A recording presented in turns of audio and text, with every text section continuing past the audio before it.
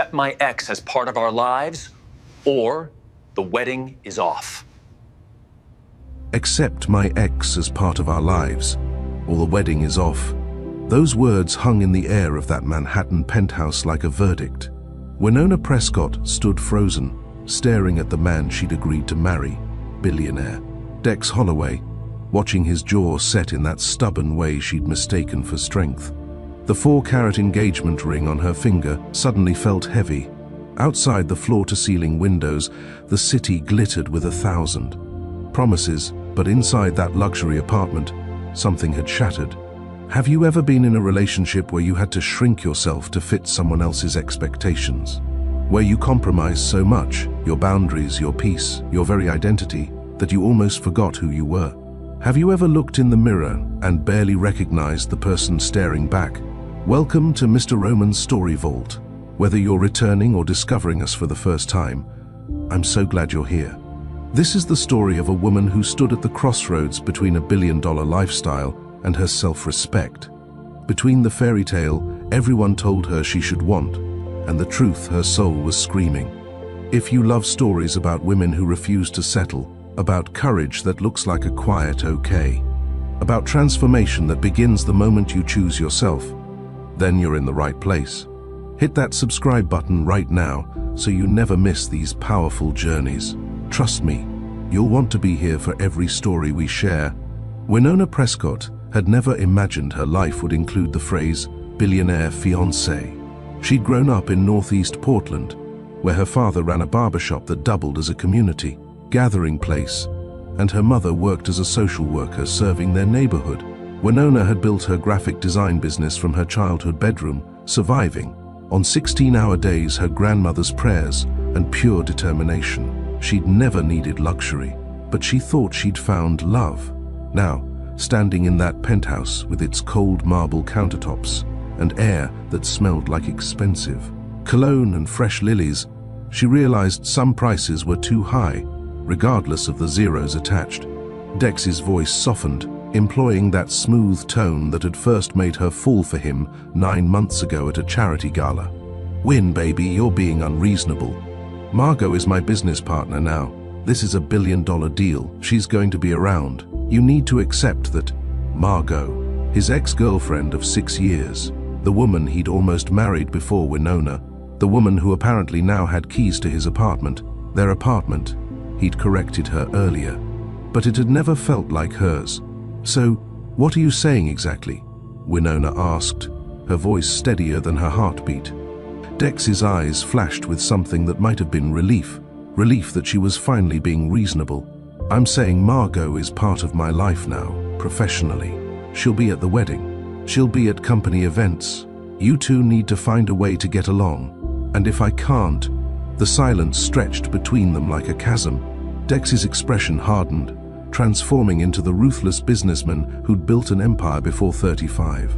"Then maybe we need to reconsider the wedding. I won't live my life walking on eggshells, constantly managing your insecurities." There it was, the ultimatum delivered like a business proposal. What Winona did next shocked everyone. Dex, his family, his social circle, maybe even herself. But before we get to that moment, you need to understand how she got here. You need to know who Winona Prescott really was beneath the designer clothes and charity gala appearances. You need to hear about the grandmother whose voice would guide her through the darkness, the compromises that had slowly eroded her spirit, and the strength she didn't even know she possessed. Because this isn't just a story about walking away, it's about walking home to yourself. To understand the woman who would eventually stand up to a billionaire, you have to go back to northeast Portland, to a corner barber shop with red and white stripes on the pole, and the smell of aftershave mixing with fresh-cut hair. Prescott's barbershop had been a fixture on Alberta Street for 32 years. Winona's father, Marcus Prescott, had opened it when he was 23 with a loan from his own father and a prayer. By the time Winona was old enough to remember, that shop was more than a business. It was the heartbeat of their community. Saturday mornings, Winona would sit on the bench by the window, legs swinging, because her feet didn't touch the ground yet, watching her father work. He had a way with people. He'd drape the cape around a customer's shoulders, and somehow, within minutes, That person would be talking about things they probably hadn't told anyone else. Job losses, marriage troubles, dreams they were afraid to chase. Her father would listen, his clippers moving in steady rhythm, and he'd offer wisdom that seemed simple but landed deep. Man's got to look good to feel good, he'd say. But feeling good starts from the inside. The haircut just helps you remember who you are. Winona learned early that community wasn't just a word. It was Mr. Jenkins getting his Friday cut even though he'd lost his job, and her father, waving away payment with a get me next time that they both knew might never come. It was teenage boys learning to tie ties before prom, older men playing dominoes. In the back, while waiting their turn, everybody looking out for everybody else. Her mother, Diane, worked as a social worker for Multnomah County. She'd come home exhausted, her shoulders carrying the weight of families in crisis, children in need, systems that moved too slowly. But she never stopped. At dinner, she'd tell stories about the people she'd helped that day. The single mother who finally got housing, the kid who made it to graduation against all odds. "This work matters, baby girl," she'd tell Winona. "When you find work that matters, when you're helping people, making a real difference, that's not just a job, that's a calling." Sunday dinners at Grandma Lorraine's house were sacred. The whole family would gather around her dining table, the one that had belonged to Winona's great-grandmother, scarred with decades of use but sturdy as ever. Grandma Lorraine would make her famous pot roast, greens cooked with ham hocks, cornbread that melted in your mouth, and peach cobbler that tasted like summer itself. Before anyone could touch a plate, Grandma Lorraine would say grace. Not the quick, perfunctory kind, the real kind, where she'd thank God for specific blessings, pray over specific struggles, and remind them all that they came from people who'd survived impossible things. "We're Prescott women," she'd tell Winona, catching her granddaughter's eye across the table. "We come from a long line of black women who made miracles happen with empty pockets and full hearts. Your great-great-grandmother raised 5 children alone after her husband died in the mill. Your great-grandmother integrated the nursing program at the hospital when folks told her she didn't belong. Your grandmother, me, put myself through college working 3 jobs." She'd pause, letting that history settle over the room like a blessing. So don't ever let anyone make you feel like you're supposed to be grateful for the bare minimum. Don't ever shrink yourself to make someone else comfortable. You hear me? "Yes, Mom," Winona would answer. "You're a Prescott woman. We don't beg for respect, we command it." Those words became Winona's foundation. She applied that work ethic to everything. In high school, she discovered graphic design, the way colors and shapes could tell stories, the way a good logo could capture the essence of something bigger. She taught herself Adobe Creative Suite from YouTube tutorials, practicing for hours in her bedroom, until her mother would knock on the door at 2 in the morning, telling her to get some sleep. By the time she graduated from Portland State University with a degree in visual communications, Winona had already landed her first 3 clients. Small businesses, mostly, black-owned shops and community organizations that couldn't afford big agency prices but needed professional branding. She worked from her childhood bedroom, which she'd converted into a makeshift office. Her father built her a desk from reclaimed wood. Her mother gifted her a second-hand Herman Miller chair from an office that was remodeling. Grandma Lorraine contributed a lamp and the same advice she always gave: do good work, treat people right, and trust your gut. For 3 years, Winona built her business, Prescott Creative Studios, one client at a time. She designed the logo for the new community center on Martin Luther King Jr. Boulevard.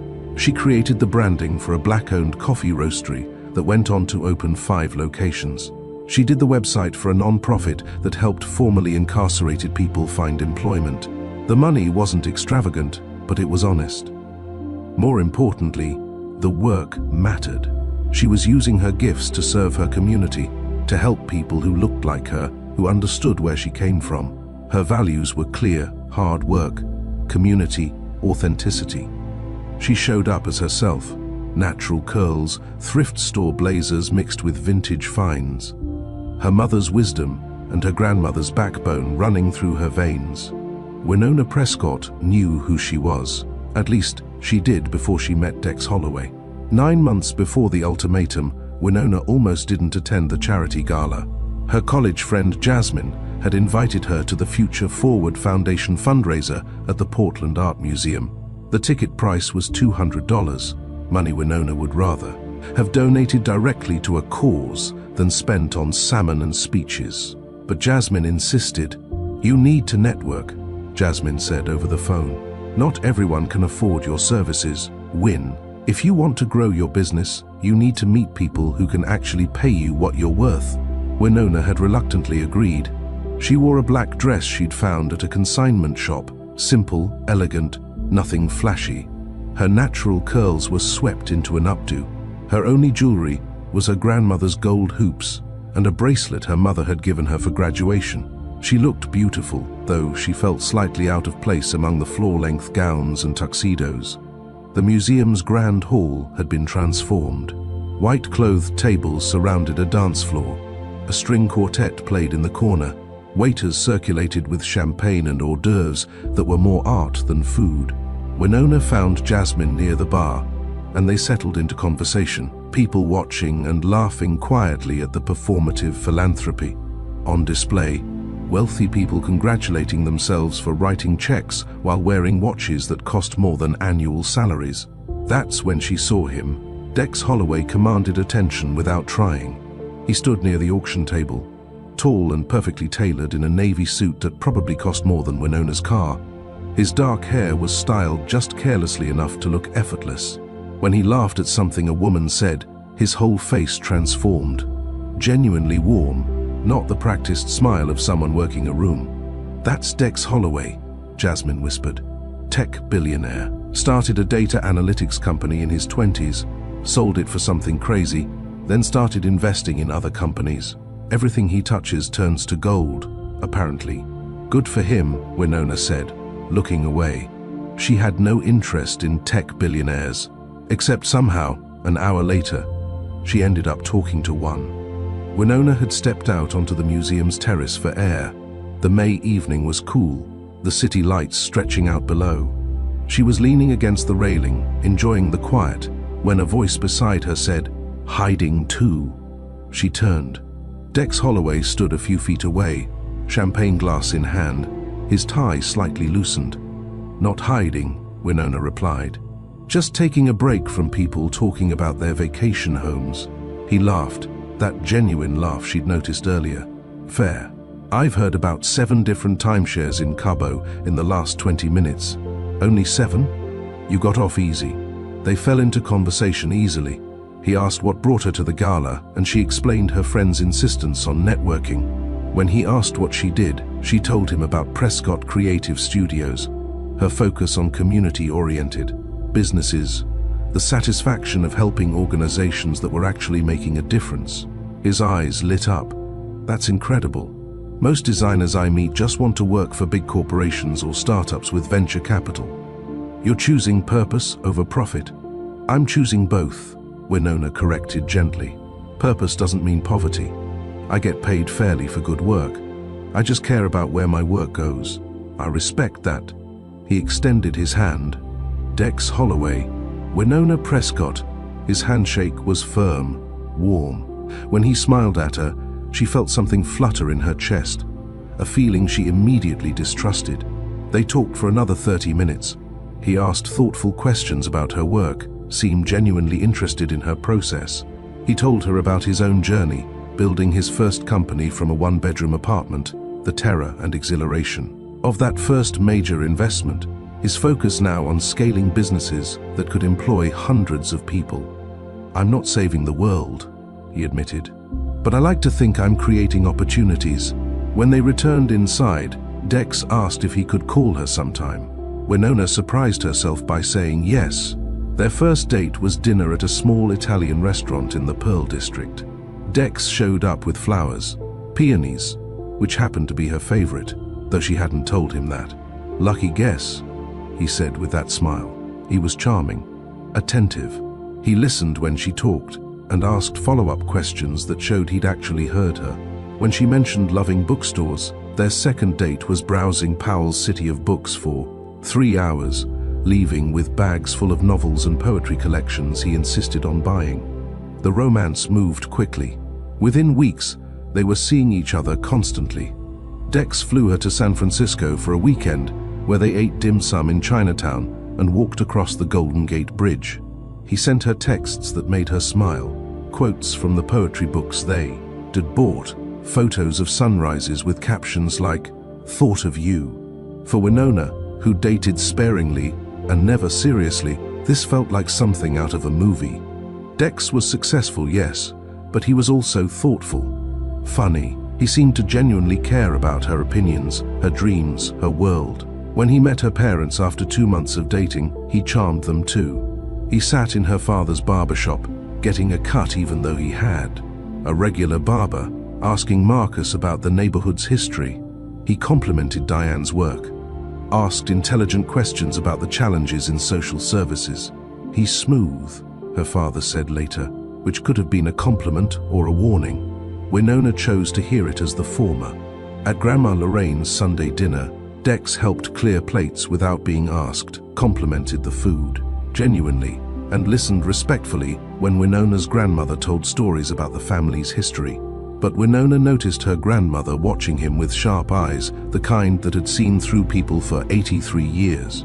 "You happy, baby girl?"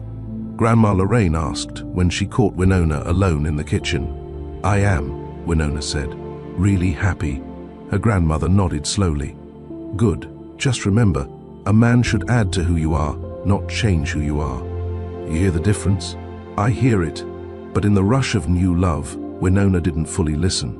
5 months after that first conversation on the museum terrace, Dex proposed. They were in Cannon Beach for the weekend, watching the sunset at Haystack Rock. The Oregon coast stretched wild and beautiful, waves crashing against ancient stone. Dex got down on one knee right there in the sand, holding a ring that caught the dying light. "Winona Prescott, you're the most authentic person I've ever met. You challenge me, inspire me, make me want to be better. I love you. Will you marry me?" She'd felt a small hesitation, a whisper of doubt. They'd only known each other 5 months. She'd never even been to his place in New York, where he spent half his time. There was still so much to learn about each other, but he was looking at her with such hope, such certainty. And she did love him. She believed in them, in the possibility of building something beautiful together. "Yes," she said. The ring slid onto her finger. Dex kissed her as the sun melted into the Pacific. In that moment, it felt perfect. She didn't know that perfection was about to cost her everything she'd built, everything she was. The compromises started small. "I need you in New York," Dex said, 2 weeks after the proposal. They were at his Portland penthouse, a space Winona had never felt comfortable in, all glass, and steel and furniture that looked like it belonged in a museum rather than a home. She was curled on his couch with her laptop, working on a logo for a youth mentorship program. He'd just gotten off a video call with his executive team. "For how long?" she asked, not looking up from her screen. "Permanently. Well, mostly. We can keep the Portland place, come back when we want. But my primary residence is Manhattan. After we're married, that's where we'll be." Winona's fingers paused on the keyboard. "We haven't talked about this. I thought it was obvious." He sat beside her, taking her hand. "Win, my business is in New York. My whole operation is there. I can't run it remotely. My business is here. My clients, my community. Your business is graphic design. You can do that from anywhere." He said it casually, like it was simple math. "It's not just graphic design, Dex. It's relationships. It's being embedded in the community I serve. It's knowing the neighborhoods, the culture, the specific needs. And you'll build that in New York. There are black communities in Brooklyn, Harlem, Queens. You'll find your people, her people." As if community was interchangeable, as if roots could be replanted overnight. But Dex was smiling at her with such confidence, such certainty that this would work. And she thought about married couples she knew. Somebody always moved, somebody always adjusted. That was part of partnership, right? "Okay," she'd said. "We'll figure it out." The move happened quickly. Dex hired movers to pack her entire apartment.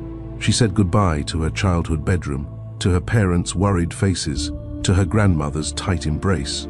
"You call me if you need anything," Grandma Lorraine whispered. "Day or night. You hear me? If something doesn't feel right, you call."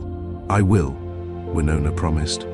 Manhattan hit her like a wall of sound and motion. Beautiful, yes.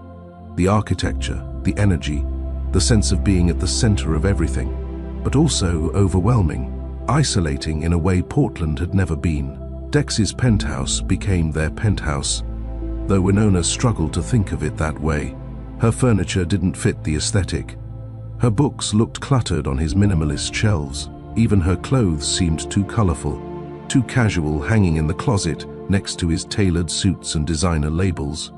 She tried to rebuild her client base, but it was different here. The black-owned businesses she reached out to already had designers, or they couldn't afford. Her rates, which suddenly seemed too low compared to what New York agencies charged. She felt caught between two worlds. Not expensive enough for Manhattan. Is elite. Too expensive for the communities she wanted to serve. Her work slowed. For the first time in years, Winona had empty days. "Why don't you come to events with me?" Dex suggested. Network. Meet people who could become clients. So she did. The first dinner with Dex's family should have been a warning. His parents lived in Connecticut, old money, the kind that whispered rather than shouted. The house was exactly what Winona expected: colonial architecture, manicured, lawns, interior design that looked like a Ralph Lauren catalog. Dex's mother, Catherine Holloway, greeted them at the door with air kisses that didn't quite touch skin. She was blonde, thin, dressed in cream-colored cashmere that probably cost more than Winona's monthly rent back in Portland. "So lovely to finally meet you," Catherine said, her eyes scanning Winona head to toe. "Dex has told us so much. And your hair, it's so exotic." Winona had worn her natural curls. She felt her smile tighten. "Thank you." At dinner, Dex's father, Richard, a hedge fund manager, asked polite questions about her background. When she mentioned her father's barbershop, she saw something flicker in his expression. Not quite disdain, but definitely not respect. "How quaint," Catherine said. "Small business is the backbone of America." The condescension was wrapped in politeness, but it landed nonetheless. Dex's younger sister Bethany was kinder. She asked about Winona's design work, seemed genuinely interested. But then Catherine interrupted. "Graphic design. That's wonderful, dear. Though I suppose you'll be quite busy once you're married. Dex needs a partner who can manage his social obligations. So many events, so many responsibilities." "I plan to keep working," Winona said firmly. Of course. As a hobby. Winona's entire career, her passion, her purpose, dismissed as a hobby. Dex squeezed her hand under the table. Later, he'd say his mother didn't mean it that way, that she came from a different generation, that Winona was being sensitive. That word, sensitive, would come up a lot. The worst moment came when Dex's uncle, Harold, arrived for after-dinner drinks. He'd had several bourbons when he turned to Winona with a smile that didn't reach his eyes. "You're a lucky woman," he said loudly, landing a Holloway. Smart move, landing. Like Dex was a prize she'd hunted. Like she hadn't built her own successful business, hadn't earned her own accomplishments. "I think we're both lucky," Winona replied, keeping her voice level. Sure, but let's be honest. You're moving up in the world, right? From Portland to Manhattan, from a barbershop to all this." He gestured around the room. "That's the American dream right there." The implication was clear. She was beneath them, and she should be grateful they were letting her in. Dex laughed uncomfortably, but didn't correct his uncle, didn't defend her, just changed the subject. On the drive back to Manhattan, Winona was quiet. "My uncle was drunk," Dex said. "Don't take it personally. How else should I take it? He's from a different time. He doesn't mean anything by it. But he did mean something. They all did." The pattern continued. At a charity gala, another one because apparently Dex's social calendar was endless galas, A woman touched Winona's hair without asking, just reached out and put her hands in Winona's curls, like she was petting an animal. "I've always wanted to know what this feels like," the woman gushed. "It's so different." Winona stepped back, forcing a smile. "Please don't touch my hair." "Oh, I'm sorry. I didn't mean. I just think it's so beautiful. So ethnic." Later, when Winona told Dex she'd felt violated, he sighed. "She meant it as a compliment, Win. You're taking it the wrong way." Another time, Winona straightened her hair for an event. Catherine Holloway immediately commented, "Oh, this is so much more professional. You should wear it like this more often." Damned if she did, damned if she didn't. Slowly, Winona started shrinking her business to fit Dex's schedule. She turned down projects because they conflicted with his events. She rescheduled client calls because he needed her to attend a dinner. She stopped taking on new work because keeping up with his life left her exhausted. "All relationships require compromise," she told herself. But compromise was supposed to go both ways. Dex never adjusted his schedule for her, never attended events in the black community she was trying to build connections with, never suggested they spend holidays with her family instead of his. The red flags piled up like autumn leaves, beautiful in their own way but signaling something dying. When Winona mentioned feeling isolated, Dex bought her expensive jewelry. When she said she missed her family, he paid for them to visit, and then scheduled work calls during their entire stay. When she expressed concern that she was losing herself, he told her she was overthinking. "You're just adjusting," he'd say. "It takes time. You'll find your rhythm." But Winona was starting to realize she wasn't finding her rhythm. She was learning his steps, dancing to his music, moving in patterns he'd choreographed.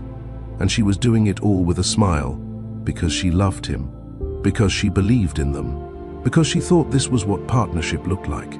She didn't yet understand that partnership shouldn't require you to disappear. That realization was coming, though. It was building with each dismissal, each microaggression, each moment she swallowed her discomfort to keep the peace. It would finally arrive the day Dex mentioned, casually over breakfast, that his ex-girlfriend was becoming his new business partner. The day everything would change. The name came up over breakfast on a Tuesday morning in February, 7 months after Winona had moved to New York. Dex was scrolling through his phone, coffee in hand, still wearing his workout clothes from his morning gym session. Winona sat across from him at the kitchen island, working on a mood board for one of her few remaining clients. "By the way," he said, not looking up from his screen, "I'm bringing on a new business partner for the tech merger. You'll probably meet her at some point."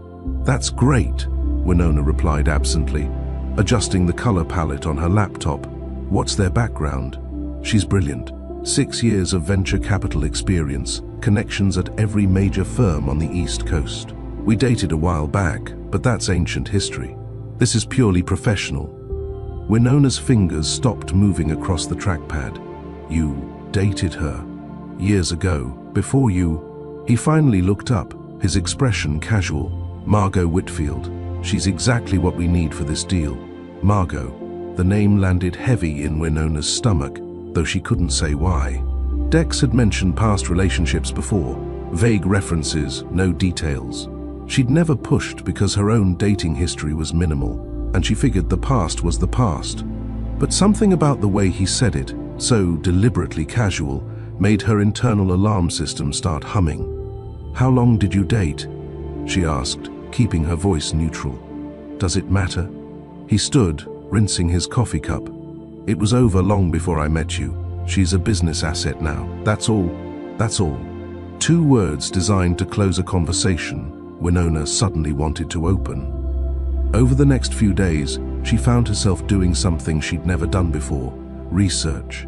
Margot Whitfield had an impressive digital footprint, LinkedIn profile detailing her venture capital career, features in business magazines, photos from industry events where she stood poised and confident in designer suits, her blonde hair always perfectly styled. But it was the older photos Winona found on a society blog that made her breath catch. Dex and Margot at a gala 5 years ago. Dex and Margot at a charity polo match. Dex and Margot looking very much like a couple, at what the caption described as the social event of the season. 6 years. They'd been together 6 years. Winona kept digging, hating herself for it, but unable to stop.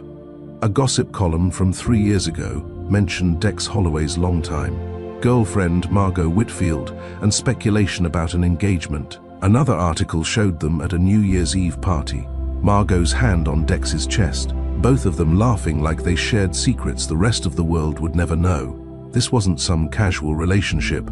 This was serious. This was a woman who'd been woven into Dex's life for longer than Winona had known him. When Dex came home that evening, Winona was waiting. 6 years? She said without preamble. He set down his briefcase, his expression flickering with annoyance. You looked her up. You said you dated. You didn't mention it was 6 years. You didn't mention people thought you were going to marry her. Key word, thought. We didn't get married. It didn't work out. I'm with you now. And now she's your business partner. Yes, because she's the best person for the job. His voice had an edge now. Win. I don't understand why this is a problem. My past is my past. Are you really going to be one of those women who can't handle their partner having history? One of those women. The phrase was designed to make her feel irrational, jealous, small. I just think it's something we should have discussed more thoroughly, Winona said carefully, before you made the decision to work closely with someone you were serious with for 6 years. I'm a businessman. I make business decisions based on what's best for the company, not based on managing my fiancé's insecurities. Insecurities. There was that word again. The conversation ended there, but the discomfort didn't. Margot started appearing in Dex's life like morning fog, subtle at first, then impossible to ignore. Phone calls during dinner, text messages at 10 p.m. about urgent matters, meetings that ran until midnight. How was work? Winona would ask when Dex finally came home. Productive. Margot's insights are invaluable. This merger is going to be massive. Margot's insights, Margot's connections, Margot's brilliance. 3 weeks after she'd been hired, Winona came home from a rare coffee, meeting with a potential client to find Margot in the penthouse. She was standing in the kitchen, Winona's kitchen, pouring herself a glass of wine from the bottle Winona and Dex had opened 2 nights ago. She looked up when Winona entered, completely unfazed. Oh, hi, you must be Winona. Margot's smile was friendly, practiced. I'm Margot. Dex had to take a call, so he told me to make myself comfortable. How did you get in? Winona asked, her voice calmer than her racing pulse. Margot held up a key. Dex gave me one. Makes it easier for when we're working late and need to grab files or when he's running behind. A key to their apartment. Winona felt something cold settle in her chest. She set down her bag slowly, deliberately, buying time to control her expression. That's convenient, she managed. Right? Honestly, these merger negotiations are insane. We've been basically living at the office. Or here. Dex said you wouldn't mind. Dex said, not we discussed it. Not is that okay with you? Just Dex said, as if Winona's opinion on who had access to her home was irrelevant. When Dex emerged from his office 20 minutes later, Margot was telling a story about a deal they'd closed together years ago, laughing at shared memories Winona had no part in. Dex was laughing too, relaxed in a way Winona rarely saw anymore. They looked natural together, comfortable, like two people who'd spent years learning each other's rhythms. After Margot left, Winona confronted him. You gave her a key? Without asking me? It's practical, Win. We're working around the clock on this deal. She could have waited in the lobby. She could have gone to a coffee shop. She doesn't need a key to our home. It's my home. I pay the mortgage, and she's my business partner. I need to make decisions that facilitate my work. My home, not our home. The words cut clean. This isn't about the key, Winona said, her voice shaking now. This is about you making decisions that affect both of us without including me. This is about you bringing your ex-girlfriend into our lives without any boundaries. Here we go. Dex ran his hands through his hair, frustrated. I knew you'd blow this out of proportion. Margot is not my girlfriend. She's my colleague. You're being paranoid. But Winona's gut was screaming now. Not the quiet hum of concern, a full siren wail. Her body knew what her mind was still trying to rationalize. Tension headaches that appeared every time Dex mentioned Margot's name. The knot in her stomach when she heard his key in the lock late at night. The way her hands trembled when she saw Margot's name on his phone screen. She called Jasmine, needing validation, needing someone to tell her she wasn't losing her mind. "He gave his ex-girlfriend a key to your apartment?" Jasmine said, her voice rising. "Girl, no. That's not okay, but they are working together. Maybe I am overreacting." "Win, listen to yourself. You're making excuses for behavior you know is wrong. Trust your gut." But when she mentioned it to another friend, someone from Dex's social circle, the response was different. Dex is a professional. If he says it's just business, it's just business. You can't be the jealous fiancé. That's not a good look. Not a good look. As if her legitimate concerns were a fashion mistake. The gaslighting was working.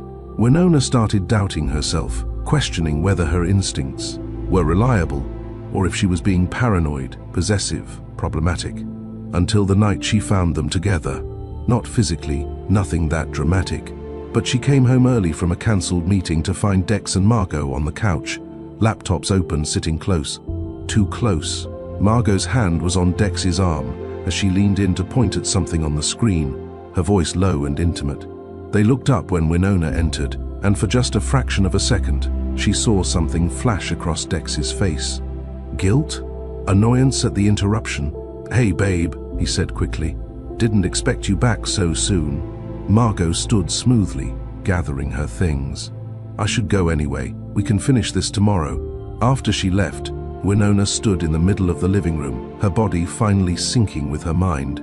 The physical sensations, the racing heart, the tight chest, the trembling hands weren't anxiety. They were truth, trying to break through denial. "We need to talk about boundaries," she said. "Not this again." Dex's voice was tired, dismissive. "Yes, this again. Because nothing has changed. She's still here constantly. She still has a key. You're still prioritizing her comfort over my feelings. I'm prioritizing my business. At what cost?"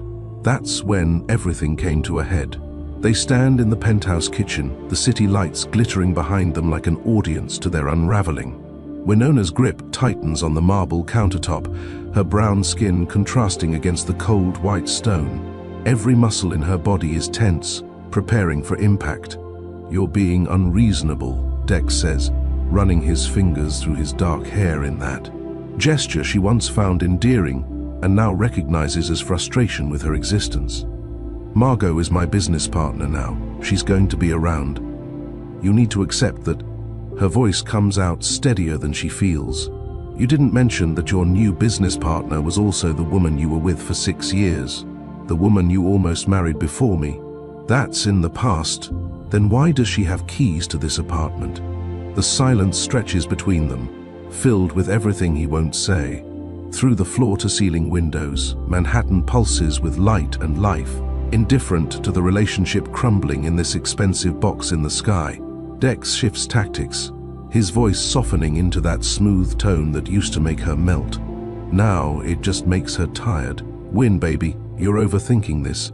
Margot and I are ancient history, but she has connections I need for the tech merger. This is a billion-dollar deal. A billion-dollar deal." He says it like it's supposed to mean something to her, like she's supposed to bow before the altar of his ambition. "And what am I supposed to do?" Winona asks. "Smile and play nice while your ex-girlfriend sits in on your meetings, stays late, at your office, and apparently lets herself into your home whenever she wants?" His jaw tightens, and she sees the shift happening, the charming veneer cracking to reveal something harder underneath. Our home. And yes, that's exactly what I expect. If you're going to be my wife, you need to understand how my world works.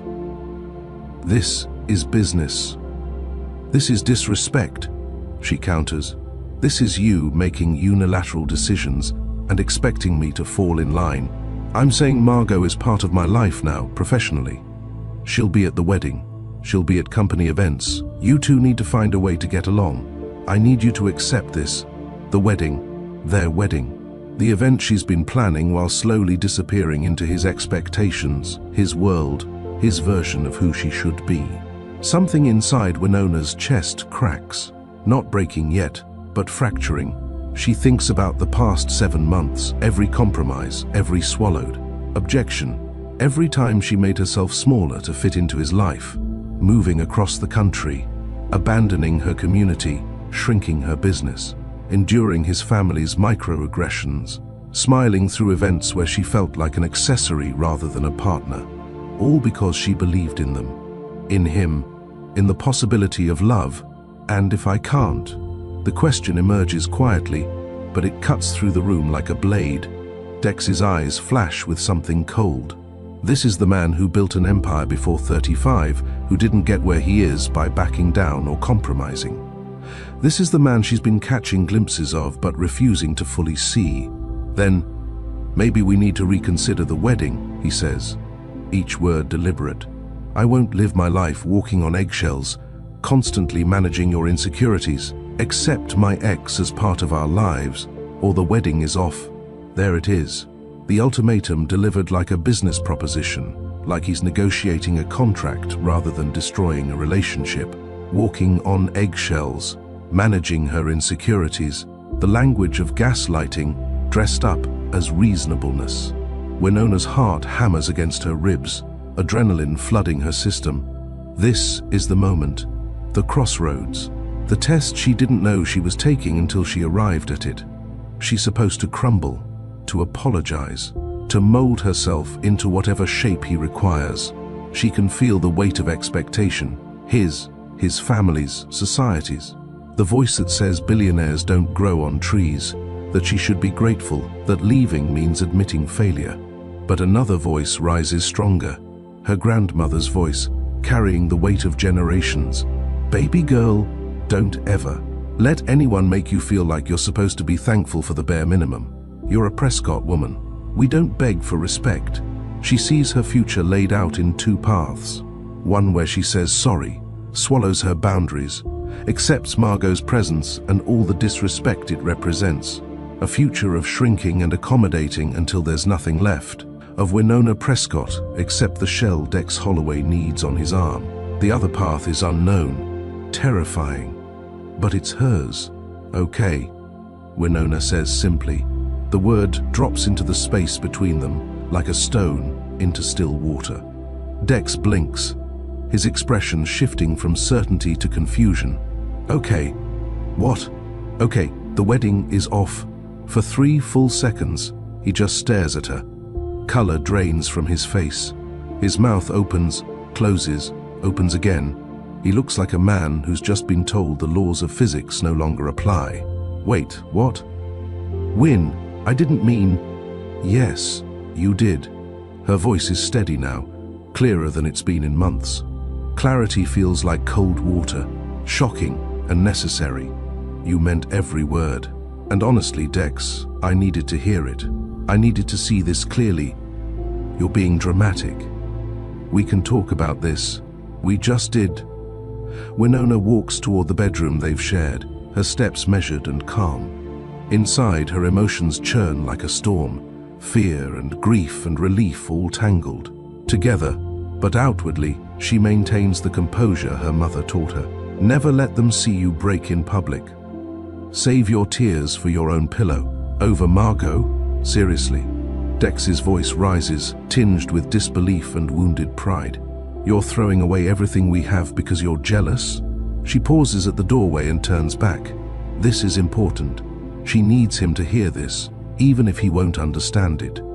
This isn't about Margot. This is about you thinking you can issue ultimatums about my boundaries. This is about you dismissing my feelings as insecurities instead of addressing legitimate concerns. This is about me finally understanding that love shouldn't require me to diminish myself. The power in the room has shifted. She can feel it. For 7 months, Dex has held all the cards, his city, his home, his world, his rules. But now, with one word, Winona has taken back something he never had the right to, her autonomy. Win, wait, we can figure this out. I'll talk to Margot, we'll set some boundaries. But she's already walking away, already in the bedroom pulling a suitcase from the closet. He follows her, his voice alternating between pleading and angry, trying different approaches like he's testing which key will unlock her compliance. None of them work. Because Winona isn't a lock to be picked. She's a woman who just remembered who she is. She packs methodically. Clothes, laptop, the books she brought from Portland, the framed photo of her grandmother. She leaves behind the designer dresses Dex bought her, the expensive jewelry, anything that feels like his world rather than hers. Where are you even going to go? He demands. You don't know anyone here. You don't have anywhere to stay. I'll figure it out. This is insane. You're making a huge mistake. She zips the suitcase closed and faces him. The mistake was thinking I had to accept less than I deserve. The mistake was believing that love looks like compromise in only one direction. Dex stares at her, really seeing her maybe for the first time. Not the grateful girl from Portland who stumbled into his world. Not the accommodating fiancée who rearranged her life for his convenience. But Winona Prescott, the woman who built a business from her bedroom, who comes from a line of black women who survived impossible things, who knows her worth doesn't depend on his recognition of it. You'll regret this, he says, and she can't tell if it's a prediction or a threat. Maybe, she acknowledges, but I'll regret staying more. She walks out of the bedroom past him, through the living room with its cold modern furniture and stunning views. She walks out the door of the penthouse, and the click of it closing behind her sounds like freedom. In the hallway, waiting for the elevator, Winona feels the weight of what she's just done start to settle. Terror mixes with exhilaration. She has no plan, no place to stay, no idea what comes next. But she has herself back. The elevator doors open, and she steps in. As they close, she catches her reflection in the polished metal. She looks different. Smaller without the armor of expensive clothes and perfect styling, but also more real, more herself. If this story is resonating with you, if you've ever had to walk away from something that looked perfect on paper, but was slowly destroying who you are, hit that like button right now. Drop a comment and tell me, what was your okay moment? When did you finally choose yourself? Your story matters, and I want to hear it. And please, share this video with someone who needs to hear it, someone who's forgotten that they're allowed to have boundaries, that they're allowed to say no, because sometimes okay is the bravest word you'll ever speak. Sometimes walking away is how you find your way home. The hotel Winona checked into was a mid-range chain in Midtown. Nothing like the penthouse's luxury, but it had a bed and a door that locked. Most importantly, it was hers. Nobody else had a key. Nobody could walk in unannounced. The thought alone made her shoulders drop 2 inches. She set her suitcase on the luggage rack and looked around the room. Generic art on the walls, beige carpet, a desk bolted to the wall. The kind of space designed for business travelers passing through, not for women rebuilding their lives. But standing there in that ordinary room, Winona felt something she hadn't experienced in months: privacy. She sat on the edge of the bed, and that's when she noticed the ring still on her finger. 4 carats, princess cut, set in platinum. It caught the lamplight, sending fractured rainbows across the cream-colored wall. Beautiful, expensive, hollow. She twisted it slowly, feeling the weight. This ring had represented a future, a life she'd been building in her mind, even as the foundation crumbled beneath her feet. Winona slid it off and held it in her palm, lighter than she expected. Funny how something so small could carry so much meaning, so many expectations, so many compromises. She placed it on the nightstand and waited for the tears to come. They didn't. Instead, she felt relief flooding through her body like warm water. Her chest loosened. Her breathing deepened. The constant knot of anxiety that had taken up residence in her stomach began to untie itself, one loop at a time. She'd expected heartbreak to feel like drowning, but this felt like surfacing. Her phone started buzzing. She picked it up and watched notifications flood the screen. Messages from Dex, coming in rapid succession. Win, I'm sorry. Let's talk about this. You're right. I should have handled the Margot situation differently. Where are you? Come home. We can work this out. She watched 3 dots appear and disappear. Appear and disappear. He was typing, deleting, typing again, searching for the right combination of words to unlock her compliance. 5 minutes later, the tone shifted. This is ridiculous. You're overreacting. But I gave you everything. And this is how you repay me? You'll regret this. Nobody's going to put up with your drama like I did. There it was, the anger breaking through the performance of remorse. She watched the messages come through with detached curiosity, like she was observing a stranger's conversation. How had she ever believed this man loved her? Love doesn't threaten. Love doesn't punish. Love doesn't call your boundaries drama. 10 minutes after that, another shift. Baby, please, I love you, and I'll do anything. Just tell me what you need. We can go to couples therapy. We can set whatever boundaries you want. Don't throw away what we have. Winona turned off her phone. The silence that followed was complete. No buzzing, no notifications, no demands on her attention, her time, her emotional energy. She lay back on the hotel bed, staring at the ceiling, and realized she couldn't remember the last time she'd had this complete quiet, nobody expecting anything from her. She got up and walked to the bathroom, flipping on the light. The mirror showed her reflection. No makeup now, her natural curls slightly flattened from the stress of the evening, wearing jeans and a simple sweater instead of the designer clothes Dex preferred. She looked tired, but she also looked like herself. Winona met her own eyes in the mirror and spoke out loud. You did the right thing. Her voice sounded small in the tiled space, but certain. She needed to hear it, needed to claim it before doubt could creep in. The ring sat on the nightstand, glittering with false promises. Her phone stayed dark and silent. The city hummed outside her window, indifferent to her pain and her liberation in equal measure. Winona changed into sleep clothes, climbed under the generic hotel sheets, and closed her eyes. She thought sleep would be impossible, that her mind would race with second-guessing and what-ifs. Instead, she slept for 10 hours straight, the kind of deep, dreamless sleep that comes from finally setting down a weight you didn't realize you'd been carrying. When she woke up the next morning, sunlight streaming through the gap in the curtains, her first thought wasn't regret. It was, I need to call Mama. Winona sat cross-legged on the hotel bed with her coffee from the lobby, phone in hand. It was almost midnight in New York, which made it 9 p.m. in Portland. Her mother would still be up, probably reading in the living room while her father watched the news. She turned her phone back on. Immediately, more messages flooded in. Dex's continued campaign, a few from acquaintances, who'd somehow already heard, one from Jasmine with just a string of question marks. She ignored all of them and called home. Her mother answered on the second ring. Winona? Baby, it's late there. Everything okay? Just hearing her mother's voice made Winona's throat tighten. Mama, the single word, the way it cracked on the second syllable, conveyed everything. What's wrong? What happened? Is it Dex?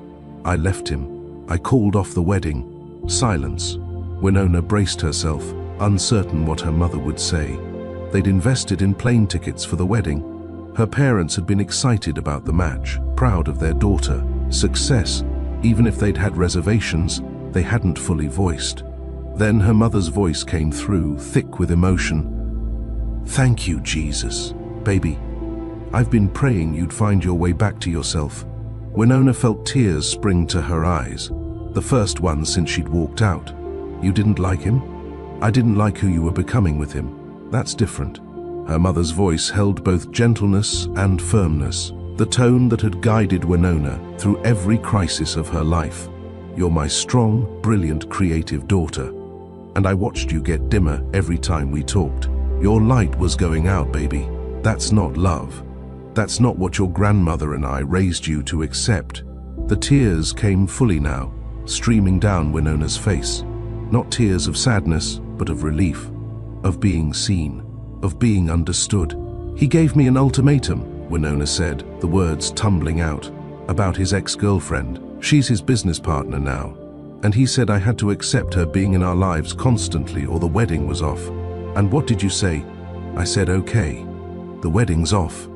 Her mother laughed, actually laughed. A sound of pure joy. "That's my girl. That's my Prescott woman right there. I'm scared, Mama. I don't know what I'm doing. I'm in a hotel room. I don't have a plan. Everything I built here was connected to him somehow. Then you'll build something new, something that's actually yours." Her mother's voice was steady. Anchoring. "You've done it before. You built a whole business from your bedroom, remember? You don't need his world, Winona. You never did. I feel like I wasted so much time." "No, baby. You learned. There's a difference. You learned what you won't accept. You learned what love isn't supposed to look like. That's not wasted time. That's wisdom earned." Winona heard her father's voice in the background, asking what was happening. Her mother must have put the phone on speaker because his voice came through clear. "Winona. You all right, baby girl?" "I am, Daddy." "Good.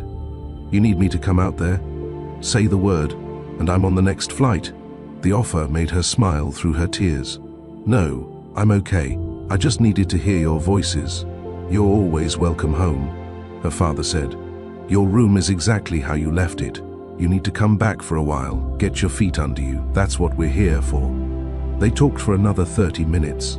Her mother told her about the neighborhood, about the new restaurant on Alberta Street, about Mrs. Patterson's granddaughter who just graduated from medical school. Normal things. Life continuing in the place where Winona's roots went deep. "Your grandmother would be so proud of you," her mother said before they hung up. She always said, "A black woman's backbone is made of her ancestors' strength." You showed yours tonight. After the call ended, Winona sat in the quiet hotel room, feeling more centered than she had in months. She wasn't alone in this. She carried generations of women who'd made hard choices, who'd refused to settle, who'd walked away from situations that diminished them. Her grandmother's voice echoed in her memory. "We're Prescott women. We don't beg for respect. We command it." Winona had forgotten that.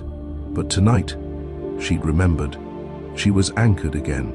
Within a week, Winona found a sublet in Brooklyn, a one-bedroom in bed, style that cost a fraction of what Dex's penthouse had. The landlord was a black woman in her 60s named Mrs. Chen, whose Jamaican, Chinese parents had bought the brownstone in the 70s. Month to month. "Okay with you?" Mrs. Chen asked during the walkthrough. "I don't need a long commitment, and I figure you don't either right now." Winona looked at her, surprised. "How did you know?" Mrs. Chen smiled knowingly. "Honey, I've been renting to women getting their lives back together for 20 years. I recognize the look. No judgment, just support. First month, last month, and you're in." The apartment was small but full of light. Hardwood floors that creaked with character. A kitchen window that overlooked a community garden. And most importantly, it was in a neighborhood that felt alive in ways Manhattan never had.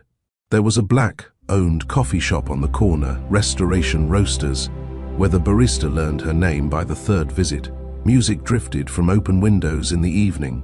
Jazz, Afrobeats, someone practicing violin. Kids played in the street. Neighbors said hello. For the first time in 7 months, Winona felt like she could breathe. She set up her laptop at the small kitchen table and started rebuilding. Reached out to old clients, updated her portfolio, joined online communities for black women entrepreneurs. The work came slowly at first, but it came. 2 weeks after leaving Dex, a package arrived. Winona stared at the return address, Dex's penthouse, and her stomach dropped. She considered not opening it, just tossing it in the trash.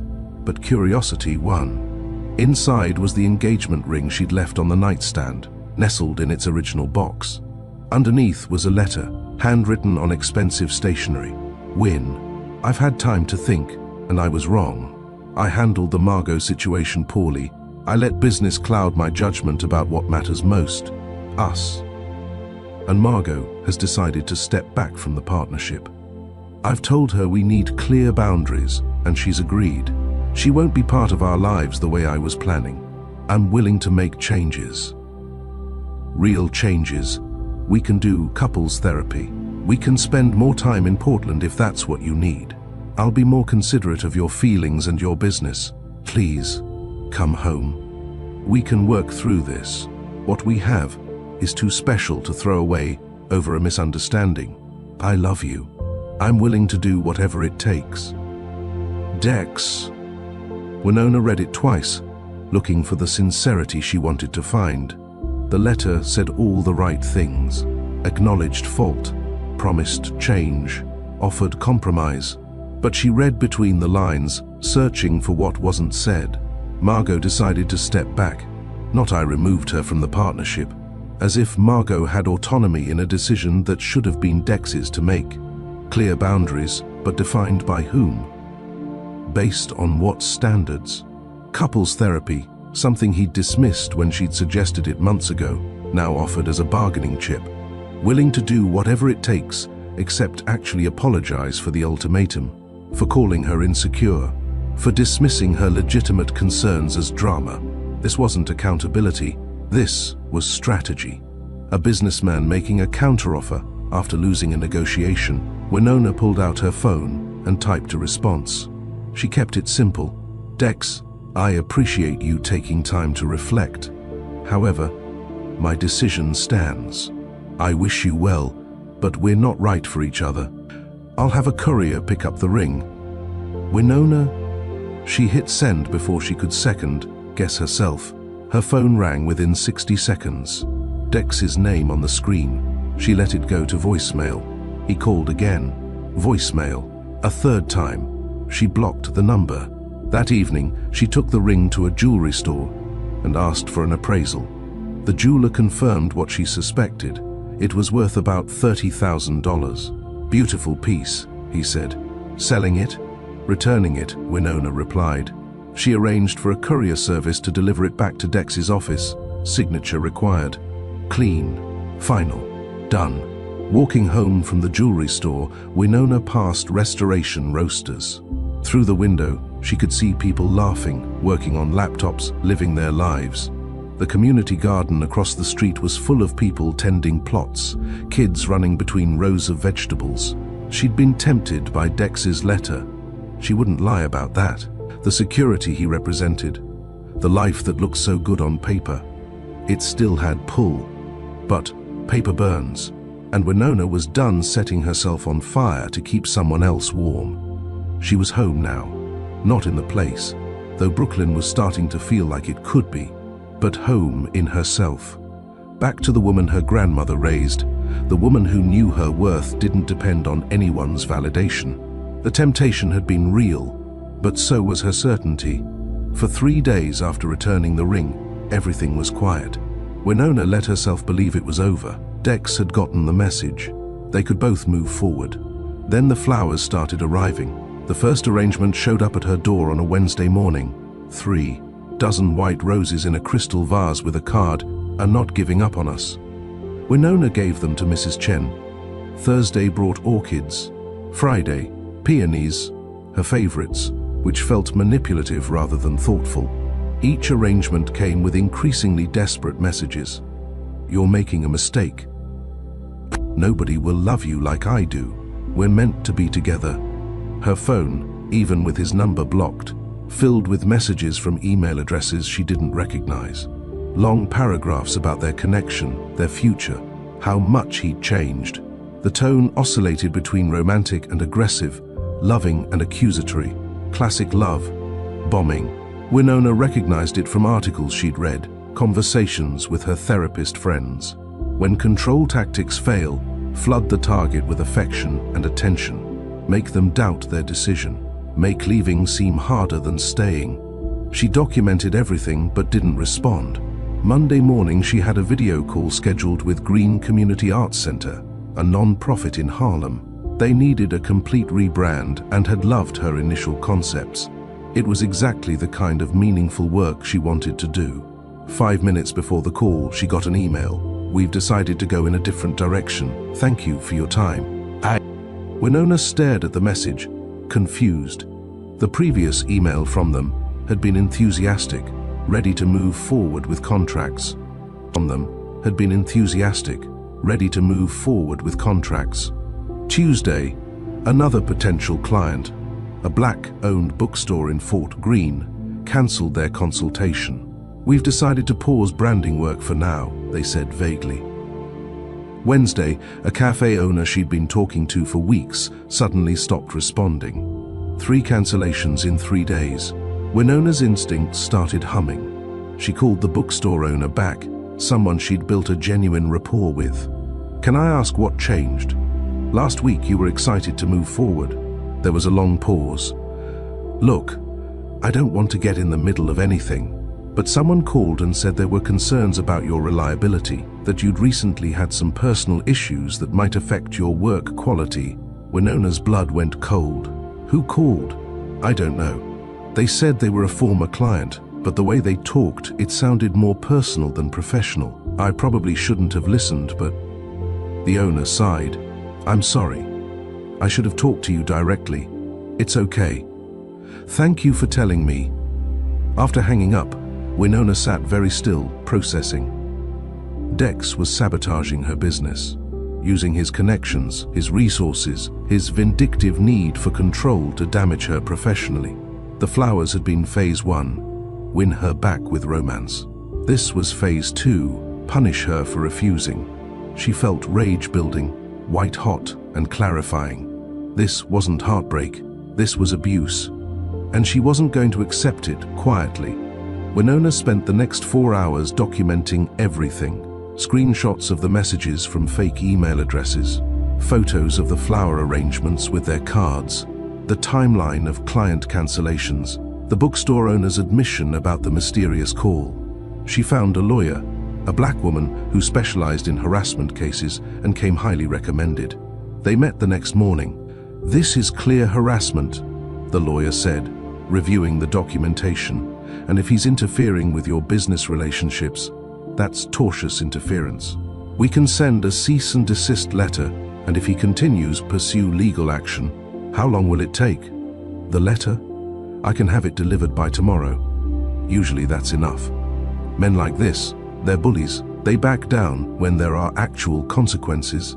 The cease and desist letter was delivered to Dex's office on Friday morning via process server. It was clear, professional, and legally binding. It demanded immediate cessation of all contact, all interference with Winona's business, all harassment of any kind. Within 24 hours, everything stopped. No more flowers, no more emails, no more mysterious calls to her clients. Complete silence. Winona stood in her Brooklyn apartment Saturday evening, looking at the lawyer. His confirmation email that the letter had been received and acknowledged. She felt something settle in her chest, not quite satisfaction, but vindication. She'd stood up to a billionaire with lawyers and resources and connections. And she'd won. Because here's what Winona finally understood. Dex had always been a bully. The charm, the generosity, the grand gestures, they were tools of control, not love. When those tools failed, he'd shown his true nature. Manipulation, punishment, revenge. She'd seen it clearly now, and she'd stopped it. Her phone rang. Jasmine calling for their weekly check-in. "How are you doing?" Jasmine asked. "Really?" Winona looked around her small apartment. The second-hand furniture she'd collected, her design sketches tacked to the wall. The window open to Brooklyn sounds, the life she was rebuilding brick by brick. "I'm doing good," she said. "Really good." And for the first time in months, it was completely true. Winona found Dr. Patricia Okonkwo through a recommendation from Mrs. Chen, who seemed to have a network for everything a woman rebuilding her life might need. "My niece sees her," Mrs. Chen said one morning, when Winona mentioned struggling with shame about the relationship. "Nigerian woman, brilliant, specializes in trauma and relationships. But more than that, she gets it. You know what I mean?" Winona knew exactly what she meant. Dr. Okonkwo's office was in a brownstone in Clinton Hill, the waiting room, decorated with African art and shelves full of books by black authors. When the door opened and Dr. Okonkwo emerged, Winona felt something in her chest loosen. The therapist was in her late 40s, wearing a vibrant Ankara print dress, her locks pulled back elegantly. She had the kind of face that had clearly seen suffering and chosen compassion anyway. "Winona? Come on in." The office itself felt safe. A comfortable couch, warm lighting, a small water fountain in the corner, providing gentle background sound. Plants everywhere, thriving ones, well tended. "Tell me what brings you here," Dr. Okonkwo said once they'd settled. Winona had prepared a neat summary, the relationship, the ultimatum, the breakup. But when she opened her mouth, what came out was, "I feel like I'm supposed to be grateful he even wanted me." Dr. Okonkwo leaned forward slightly. "Say more about that," and it poured out. The relief when Dex had shown interest at that gala. The surprise that someone successful and wealthy would choose her. The nagging voice that said she should overlook the red flags, because opportunities like this didn't come around often for women who looked like her, who came from where she came from. "I kept telling myself I was being too sensitive," Winona said. "That I should be thankful instead of critical." Grateful for what, exactly? Dr. Okonkwo, for being disrespected, for having your boundaries violated, for being asked to diminish yourself. No, but he was offering me a life most people dream about. Was he offering, or was he demanding you pay for it with pieces of yourself? The question landed hard. Winona felt tears spring to her eyes. Dr. Okonkwo handed her the tissue box and waited. She didn't rush to fill the silence or make it comfortable. She just held space. "There's something I want you to understand," Dr. Okonkwo said gently. "As black women, we're often taught we have to work twice as hard to get half as much.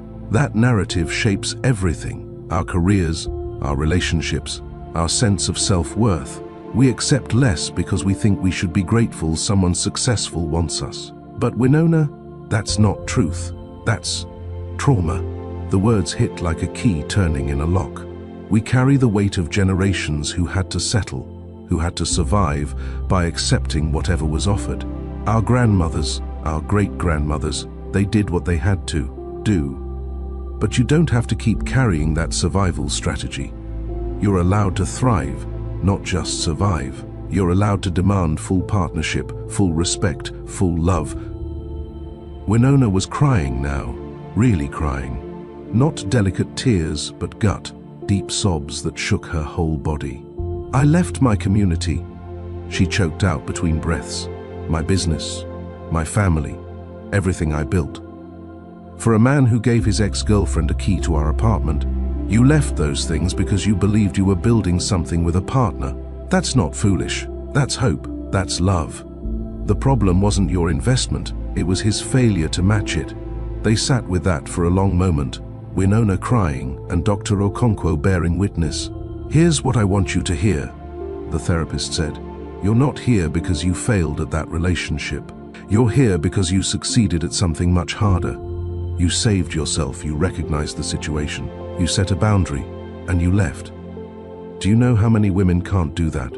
Spend decades in relationships that diminish them because the cost of leaving feels too high. It felt impossible," Winona admitted. "But you did it anyway. That's strength, not weakness." Over the following weeks, therapy became Winona's anchor. Dr. Okonkwo gave her homework that felt revolutionary in its simplicity. "I want you to write your non-negotiables," she said during their third session. "Not what you think you should want, not what sounds reasonable or accommodating, what you actually need from a partner, from a relationship, from a life." Winona spent an entire evening on it, sitting at her kitchen table with a journal, writing and crossing out and writing again. The list that emerged was clear: my non-negotiables. A partner who celebrates my work, not treats it as a hobby. Someone who makes decisions with me, not for me. Respect for my boundaries, without having to justify them. Integration with my family and community, not isolation from them. Being seen and valued for who I am, not who I can become. Mutual sacrifice, not one-sided compromise, and freedom to be authentically myself. Hair, opinions, all of it. A love that adds to me, never subtracts. Looking at the list, Winona realized how many of these she'd violated by staying with Dex. How she'd convinced herself that compromise meant accepting things that fundamentally opposed her values. "This is good," Dr. Okonkwo said when Winona shared it. Now, I want you to put it somewhere you'll see it every day. These aren't aspirations. These are requirements. Therapy also opened up space for Winona to reconnect with her creativity. For months, her design work had felt mechanical, completing tasks, meeting requirements, checking boxes. The joy had leaked out of it. When did you fall in love with design? Dr. Okonkwo. Winona thought back to high school, creating a logo for her father's barbershop just because she wanted to. The way colors and shapes could tell stories. The satisfaction of capturing something's essence visually. It was play, she said. It was fun. When's the last time your work felt like play? Winona couldn't remember. That night, she opened her laptop, not for client work, but for herself. She designed for 2 hours straight, creating a series of graphics exploring Black womanhood, the weight, the strength, the joy, the complexity. She used bold colors and flowing lines, mixed traditional African patterns with modern aesthetics. It felt like breathing after being underwater. She posted one design on her Instagram, a black woman's silhouette filled with stars. The caption simply, "Becoming." The response was immediate. People she didn't know, commenting, sharing, saying it spoke to them. "This is what I've been missing," Winona told Dr. Okonkwo at their next session. "Creating from my truth, instead of trying to fit into someone else's vision." "Your truth is your power," Dr. Okonkwo replied. "When you create from that place, people feel it. They recognize authenticity. Week by week, Winona felt herself coming back to life. The dimness her mother had noticed was fading. Color was returning, not just in her work, but in her spirit. In one particularly powerful session, Dr. Okonkwo asked, "What would you say to the Winona who walked into Dex's penthouse that first night, if you could go back?" Winona closed her eyes, thinking, "I'd tell her she's enough, exactly as she is, that she doesn't have to change or shrink or perform, that the right person will love her for being wholly herself, not for being who they need her to be." Can you say that to yourself now, to the Winona sitting here today? Winona opened her eyes, meeting Dr. Okonkwo's steady gaze. "I'm enough. Exactly as I am. Again, I'm enough. I don't have to shrink or perform. Again, like you believe it. I'm enough." The words came out fierce, certain. "I'm whole. I'm worthy. Exactly as I am." Dr. Okonkwo smiled. There she is, the woman who walked away from a billionaire because she knew her worth. Don't ever forget her. Winona wouldn't. She was finally finding her way back home to herself, and this time, she was staying. The Brooklyn Black Women Entrepreneurs Collective met every other Wednesday at Restoration Roasters. Winona found out about it from a flyer in the coffee shop window and showed up to the next meeting, nervous but hopeful. 12 women sat around pushed-together tables ranging from early 20s to mid-60s. A photographer, a bakery owner, a woman who made natural hair care products, a life coach, a real estate agent, a software developer, a woman who ran an Etsy shop selling custom jewelry. The facilitator, a woman named Keisha who owned a marketing firm, welcomed Winona warmly. "We do introductions at the beginning. Name, business, and one win from the past 2 weeks. Doesn't have to be big. We celebrate everything here." When it came to Winona's turn, she said, "I'm Winona. I run Prescott Creative Studios, graphic design and branding, and my win is I'm rebuilding after a major life change." "That's a big win," Keisha said firmly. "Rebuilding takes courage." Welcome. The meeting covered practical topics, tax strategies, client management, social media marketing. But what struck Winona most was the sharing. Women talked openly about their struggles, about clients who didn't want to pay, about family members who didn't take their businesses seriously, about the specific challenges of being black women in entrepreneurship. "I had a potential client tell me my rates were too high," the photographer, Aisha, said. "Then I saw she hired a white photographer for double what I was charging." Heads nodded around the table. They all had stories like this. "We're constantly navigating people's perceptions," the real estate agent, Monica, added. "Too aggressive or not assertive enough. too expensive or not premium enough. It's exhausting. After the official meeting ended, several women stayed to chat. Winona found herself talking to three of them: Keisha, Aisha, and a woman named Simone who ran a career coaching business. "So, what was the major life change?" Simone asked gently. "If you want to share," Winona surprised herself by telling them the whole story: Dex, the ultimatum, walking away, the sabotage, the rebuilding. She expected judgment or pity. Instead, she got recognition. "Girl, I was engaged to a doctor who wanted me to quit my business," Simone said. "Told me it was cute, but not sustainable. That I should focus on being a good wife." "What did you do?" Winona asked. "Gave back the ring and doubled down on my business." That was 8 years ago. Best decision I ever made. Aisha shared her own story of leaving a relationship where she'd been made to feel she was asking for too much by wanting basic respect. Monica talked about an ex who'd tried to sabotage her real estate career when she left him. "This is the part they don't tell you," Keisha said. "That sometimes choosing yourself means walking away from what looks good to everyone else. That people will call you difficult or ungrateful or too much. But you know what? We're not too much. We're exactly enough. The world just isn't used to black women having boundaries." Winona felt seen in a way she hadn't since leaving Portland. These women understood not just the business struggles, but the particular intersection of being black, female, and refusing to settle. Over the following weeks, the collective became her community. They celebrated when Winona landed a new client, a black-owned wellness center that wanted a complete rebrand. They brainstormed with her when she struggled with pricing. They shared resources and connections. But more than the professional support was the laughter, the inside jokes, the group chat that stayed active all week with memes and encouragement, and closed my first six-figure deal, announcements that everyone celebrated. For the first time in months, Winona felt like she belonged somewhere, not because she'd made herself small enough to fit, but because she was welcomed exactly as she was.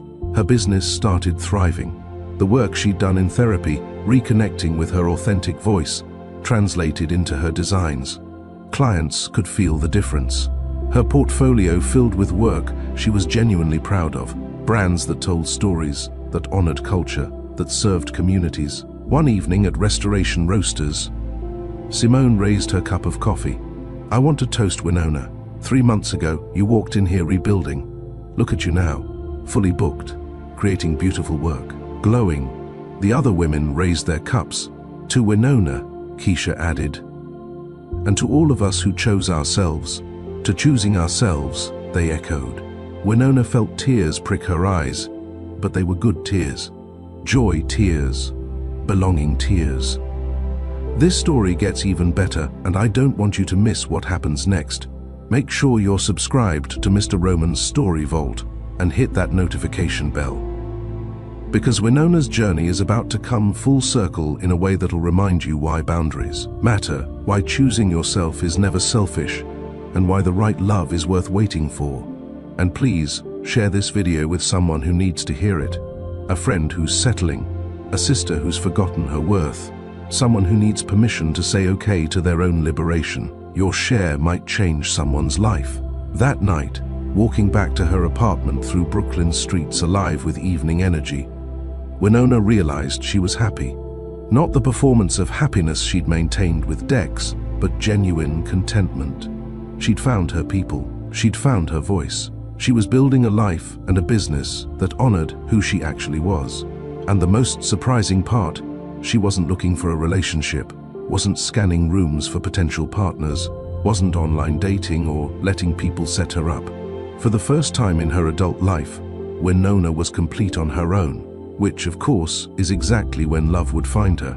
The Women in Business Leadership Conference was held at a hotel in Midtown. In late May, 4 months after Winona had walked out of Dex's penthouse, Keisha had gotten discount tickets for the collective, and 6 of them attended together.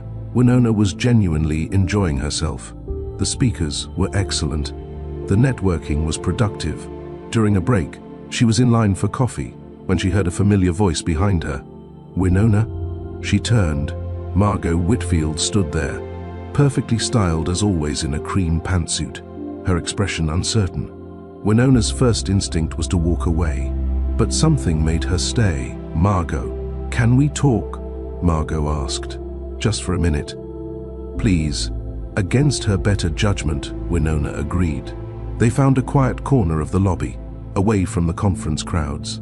Margot spoke first, her words coming quickly like she'd rehearsed them. "I need you to know something. Dex told people you left because you couldn't handle his lifestyle, that you were insecure and jealous. But I heard the truth, about the ultimatum, about what he said to you." Winona waited, saying nothing. "What you did took courage I didn't have for 6 years." Margot's voice cracked slightly. "I stayed with him through so much. He'd dismiss my concerns, gaslight me, make me feel like I was being unreasonable for wanting basic respect. I finally left, and even then, I thought maybe the problem was me." "Why are you telling me this?" Winona asked. "Because after I heard what happened with you, I declined the partnership." Winona's eyes widened. "You did?" "I told him I wouldn't be part of how he treats women, that using me as a weapon against you was manipulative and wrong." Margot's eyes were honest, vulnerable. "He was furious, called me emotional and unprofessional, but I didn't care anymore. You're okay, gave me permission to have my own." They stood there for a moment, two women who'd been pitted against each other, recognizing their shared experience. "I'm sorry," Margot said, "for accepting the partnership in the first place, for letting him use me that way. I should have considered what it would do to you." Winona took a breath, processing. She'd spent months seeing Margot as the enemy, the threat, the other woman. But Margot was just another person trying to navigate Dex's manipulation. "Thank you for telling me," Winona said finally. "And for stepping back. You deserved better than how he treated you." "We both did." Margot paused. "I've been following your work, actually. The rebrand you did for that wellness center? It's stunning. You're really talented. Thank you. I mean it. You're building something real, something that matters. I'm glad you got out before he could take that from you." Margot's smile was sad, but genuine. "Take care of yourself, Winona." "You too, Margot." After Margot walked away, Winona stood in that hotel lobby feeling something shift. Her okay hadn't just saved her. It had rippled outward. It had given another woman permission to set boundaries, to walk away, to choose herself. Keisha found her a few minutes later. "You good? You look like you've seen a ghost." "Not a ghost, just a reminder that boundary setting isn't just personal, it's political." "Say more."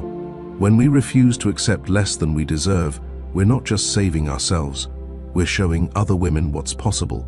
We're breaking patterns. We're creating new standards." Keisha nodded slowly. "That's real. Every time one of us stands up, we make it easier for the next woman to stand up." Winona thought about the generations of women in her family who'd refused to settle. Her grandmother's backbone, her mother's wisdom, and now her, carrying that legacy forward and passing it on. "My grandmother used to say we're Prescott women," Winona said, "that we don't beg for respect. I forgot that for a while, but I remember now. And you're reminding others," Keisha said. "That's powerful." Walking back into the conference, Winona felt the weight of it. Her story wasn't just about her anymore. It was about every woman who'd ever doubted herself, who'd accepted less, who'd been told she was asking for too much. Saying okay to the wedding being off had been the beginning, but the real transformation was understanding that her choice had meaning beyond herself. It was permission, it was precedent, it was possibility, and somewhere another woman was watching and learning and gathering the courage to say her own. Okay, that was worth more than any ring, any penthouse, any billion-dollar lifestyle. That was legacy.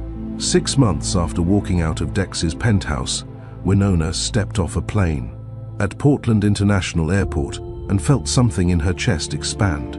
The air was different here, softer somehow, carrying the scent of rain even when it wasn't falling. The Pacific Northwest had a particular quality of light, gentler than New York's harsh brilliance, filtered through clouds and evergreens. "This is home," Winona whispered to herself, standing in the terminal. "This is me." She was back for Lydia's wedding, her best friend since college finally marrying her partner of 5 years. Winona had taken a full week off, her first real break since starting to rebuild her business. Brooklyn had become comfortable, even beloved, but Portland was in her bones. Her father picked her up, pulling her into a bear hug that lasted a full minute. "Look at you," Marcus said, holding her at arm's length. "You got your light back, baby girl." "I do, Daddy. I really do." Driving through the city, Winona felt herself settling. They passed familiar landmarks, Powell's books, the bridges spanning the Willamette River, neighborhood she'd known her whole life. Everything looked the same but felt different because she was different. The next morning, she walked to her father's barber shop. Saturday morning, so it would be busy. The shop full of men getting cleaned up for the weekend. The dominoes game going in the back. That particular energy of community and conversation. When she walked in, her father was mid-cut, but he looked up and smiled. "Fellas, my daughter's here." A chorus of greetings. Mr. Jenkins, still getting his Friday, now Saturday, cut. Young men she'd watched grow up, now with jobs and families. The smell of aftershave and the sound of clippers, the barbershop pole outside spinning its eternal red and white. Winona sat on the bench by the window, exactly where she'd sat as a child, and felt tears prick her eyes. She'd abandoned this, not just physically by moving to New York, but spiritually.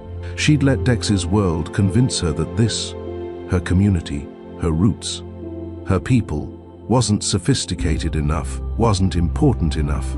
How had she let that happen? "You all right, Winona?" Mr. Jenkins asked, noticing her expression.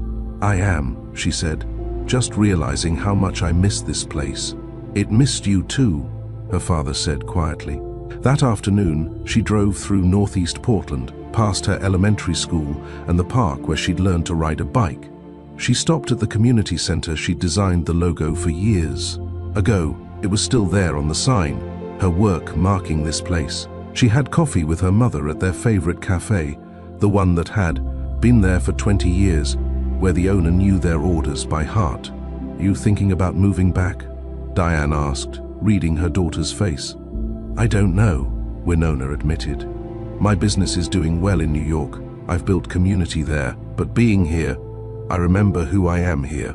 "You can remember who you are anywhere, baby. You just have to choose not to forget." That night, at Sunday dinner at her grandmother's house, Grandma Lorraine still hosting at 83, still making pot roast and greens and cornbread, Winona looked around the table. Her parents, her aunt and uncle, her cousins, the family that had anchored her through everything. "I want to say something," Winona announced. "I want to thank you all for not saying 'I told you so' about Dex, for just loving me through it. Baby, we've all made mistakes in love," her grandmother said. "The measure isn't whether you stumble, it's whether you get back up, and you got up stronger." After dinner, Winona sat on the porch with her grandmother, watching the sun set over the neighborhood. "You figuring out what you want?" Grandma Lorraine asked. "I think so. I want meaningful work, real community, love that doesn't require me to shrink, a life that feels like mine." "That's not too much to ask," her grandmother said firmly. "That's exactly what you should demand. I know that. Now, good." Her grandmother squeezed her hand. "Now you just have to stay knowing it, even when the world tries to convince you otherwise." Winona squeezed back, feeling the strength in those 83-year-old fingers. Strength that had survived decades of challenges. Strength she carried in her own DNA. She'd left Portland thinking she was moving towards something better. But better wasn't about location or luxury. Better was about authenticity, about being rooted in who you actually are, instead of who someone else needs you to be. New York had taught her that. The hard way, but taught her nonetheless. Now, sitting on her grandmother's porch in the Oregon evening, Winona felt clear about what she wanted, about what she wouldn't accept, about who she was. She was ready. For what? She didn't know yet. But ready. Lydia's wedding was everything Winona had hoped for. Intimate, joyful, deeply personal. 50 guests at a small venue in the Columbia River Gorge, surrounded by waterfalls and evergreens. Lydia looked radiant in a simple dress, her partner crying happy tears during the vows. Winona stood as maid of honor, holding the bouquet and genuinely celebrating. Love for the first time since her own engagement had ended. No bitterness, no cynicism, just pure happiness for her friend. At the reception, Lydia grabbed her arm with the particular intensity of a slightly tipsy bride. "There's someone I want you to meet," she said, pulling Winona across the room. "My cousin Elliot. He just moved back from doing water projects in East Africa. You two will either fall in love or argue about design philosophy all night." "Lydia, I'm not looking for..." But then she saw him. Elliot Reeves stood by the bar, tall and broad-shouldered with deep brown skin and close-cropped hair. He wore a navy suit that fit him perfectly, no tie, top button undone. When he smiled at something the bartender said, his entire face transformed, genuine warmth radiating from him. Winona felt something flutter in her chest. She immediately distrusted it. "Elliot," Lydia called, "come meet my best friend."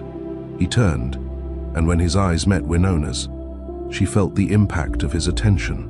Direct eye contact. Present, not scanning the room or checking his phone. Just fully there. "Winona Prescott," Lydia said with ceremony. "This is my cousin Elliot Reeves. Elliot, this is the woman I've been telling you about." He extended his hand, his smile widening. "The woman who walked away from a billionaire because he didn't respect your boundaries. Lydia's been sharing your story. That's powerful." Winona took his hand, warm, firm, present. "She talks too much. She talks just enough." His eyes held humor and something else. Respect, interest. "Dance with me?" It wasn't really a question, but it wasn't a demand either. An invitation. Winona found herself nodding. On the dance floor, the DJ was playing older R&B. Anita Baker's Sweet Love, slow and soulful. Elliot's hand settled on her lower back, respectful but present. Not too high, not too low, just right. They moved together easily. Unlike Dex, who'd always led forcefully, treating dancing like a competition he needed to win, Elliot moved with her, responding to her rhythm instead of imposing his own. "So, you do water projects?" Winona asked, needing to fill the silence that felt too charged. "Environmental engineering. I spent the last 3 years in Tanzania and Kenya, helping communities build sustainable water systems." His face lit up when he talked about it, the same way hers did when she talked about design. Clean water changes everything. Health outcomes, education access, economic opportunity. "But I moved back to start a consulting firm here. Same work, closer to family. That's beautiful work," says the woman who designs brands for Black-owned businesses and non-profits. He spun her gently, bringing her back in. "Yeah, I looked you up. Your portfolio is incredible. That logo you did for the youth center? It tells a whole story." Winona's breath caught. Dex had never once looked at her portfolio. Not really. He'd glanced at it early on, made vague compliments, but never engaged with the actual work. "You researched my work?" she asked. "Lydia mentioned your name weeks ago. I was curious." He met her eyes. "I like to know who I'm meeting, especially when my cousin speaks about someone with that much admiration." The song shifted to Luther Vandross, Here and Now, and they kept dancing. Other couples filled the floor, but Winona was only aware of Elliot. The warmth of his hand, the way he smelled like cedar and something citrus, the way he looked at her like she was the only person in the room. "Can I be honest?" he asked. "Please, I haven't been able to stop watching you all night." The way you stood up there during the ceremony, genuinely happy for Lydia. The way you talked to people, actually listening instead of waiting for your turn to speak. "You're refreshing." Winona felt heat rise in her cheeks. "I don't know about that." "I do." His voice was certain but gentle. "I've been to enough events where everyone's performing. You're not performing, you're just being. It's rare." The song ended, but neither of them moved to leave the dance floor. The opening notes of Maxwell's Fortunate began, and Elliot raised an eyebrow in question. Winona nodded. "Tell me about the water projects," she said as they continued swaying. His face lit up again. He told her about villages that had been walking 3 hours daily for water, about the first time a new well came online and children could go to school instead of fetching water, about training local teams to maintain systems so communities remained self-sufficient. "I'm not saving the world," he said, "but I like to think I'm creating opportunities for people to save themselves."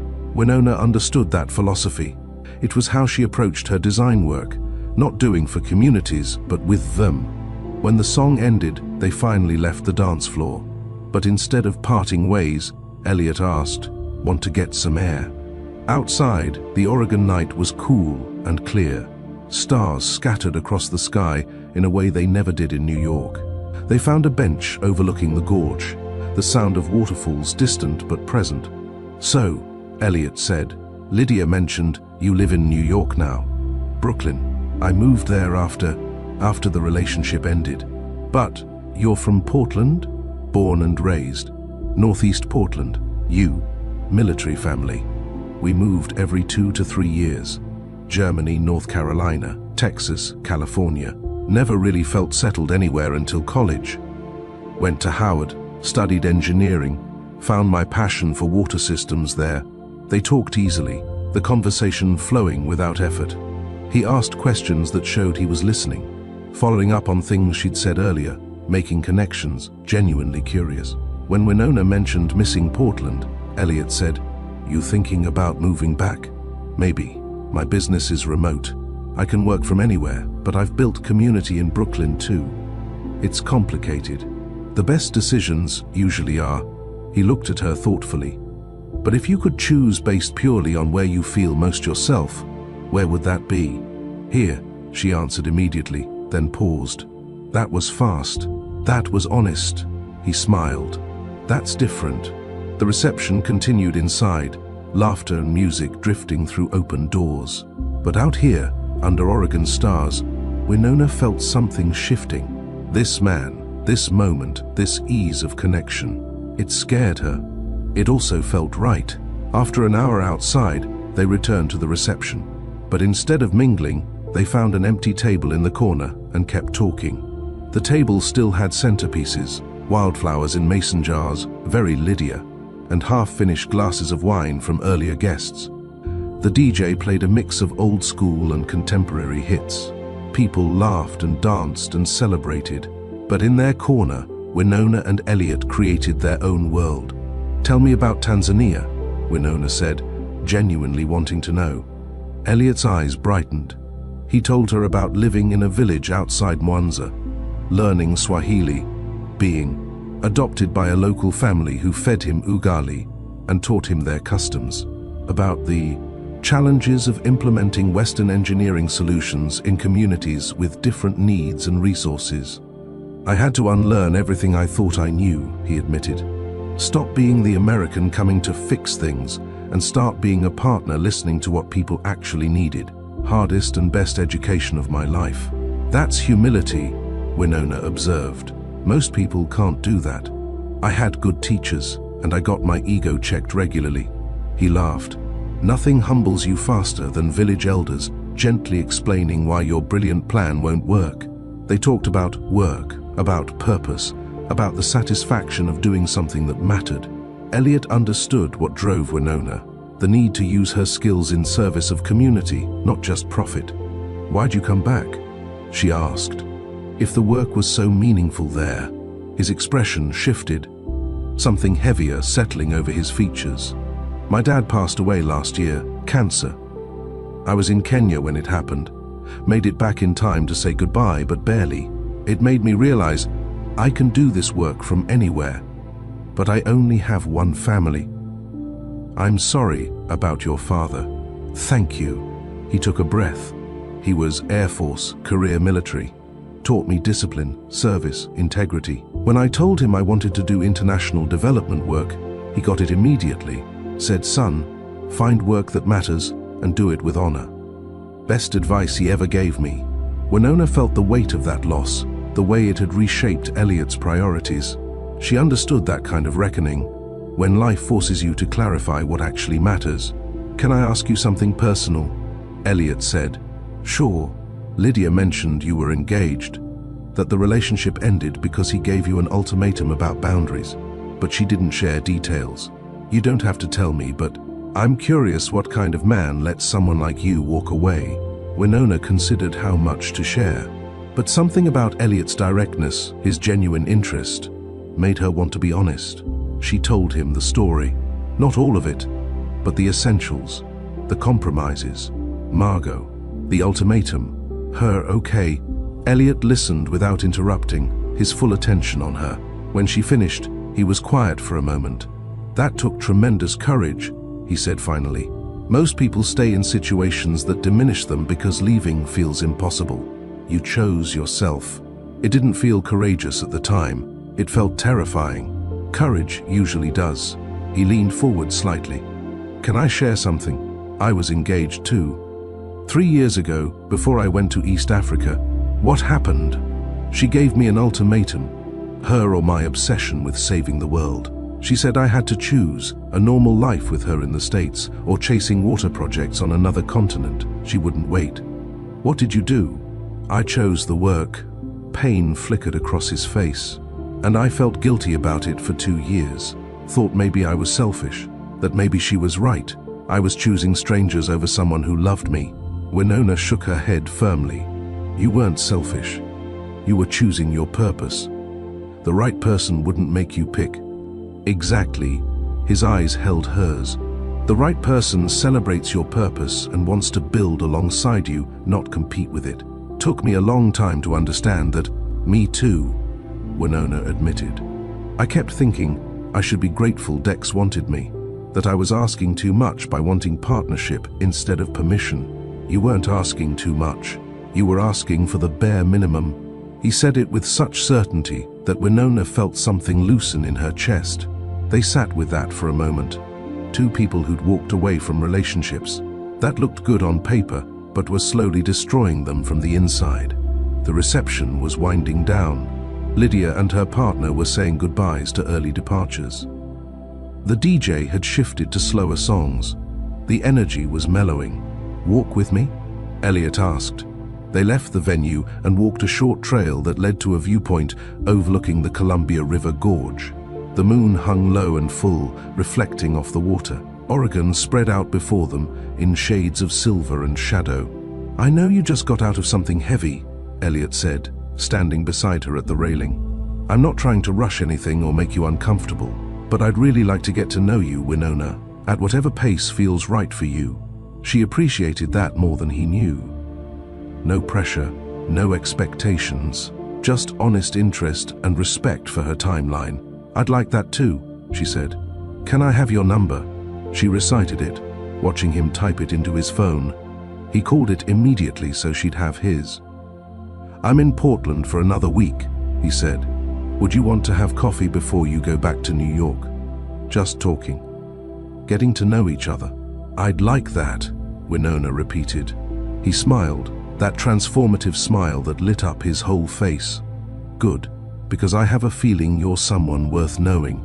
Under Oregon stars, standing next to a man who saw her strength instead of her trauma, who respected her boundaries instead of pushing them, who seemed genuinely interested in who she was rather than who she could become. Winona felt hope bloom in her chest, not the desperate hope of someone looking to be saved, but the quiet hope of someone who's saved herself and is ready to build something real with someone else. Maybe, possibly, if this feeling was real, time would tell.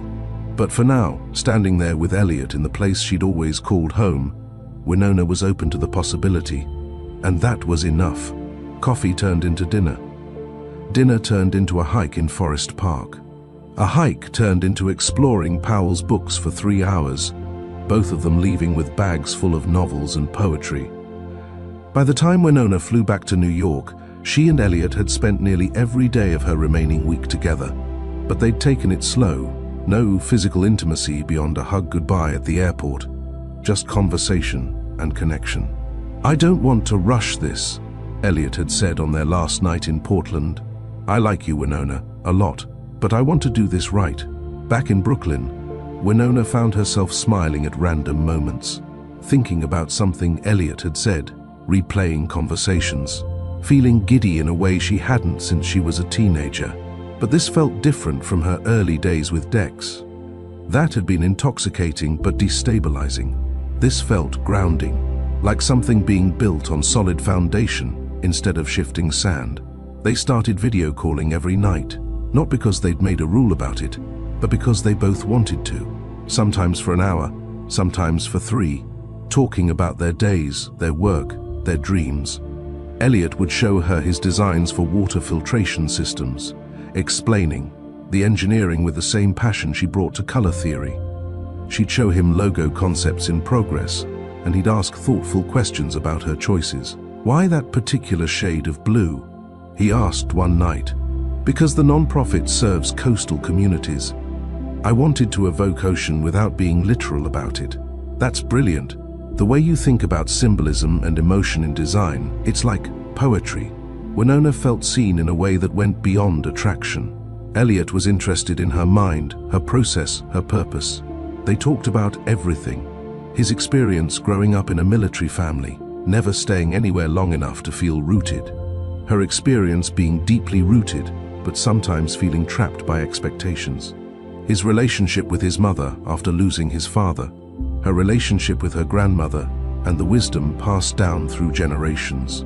3 weeks into their nightly calls, Winona shared something her grandmother used. To say, baby girl, a good man will add to your life, not subtract from it. He'll celebrate who you are, not try to change you into who he needs. I thought Dex was adding, she admitted. The lifestyle, the opportunities. But he was subtracting.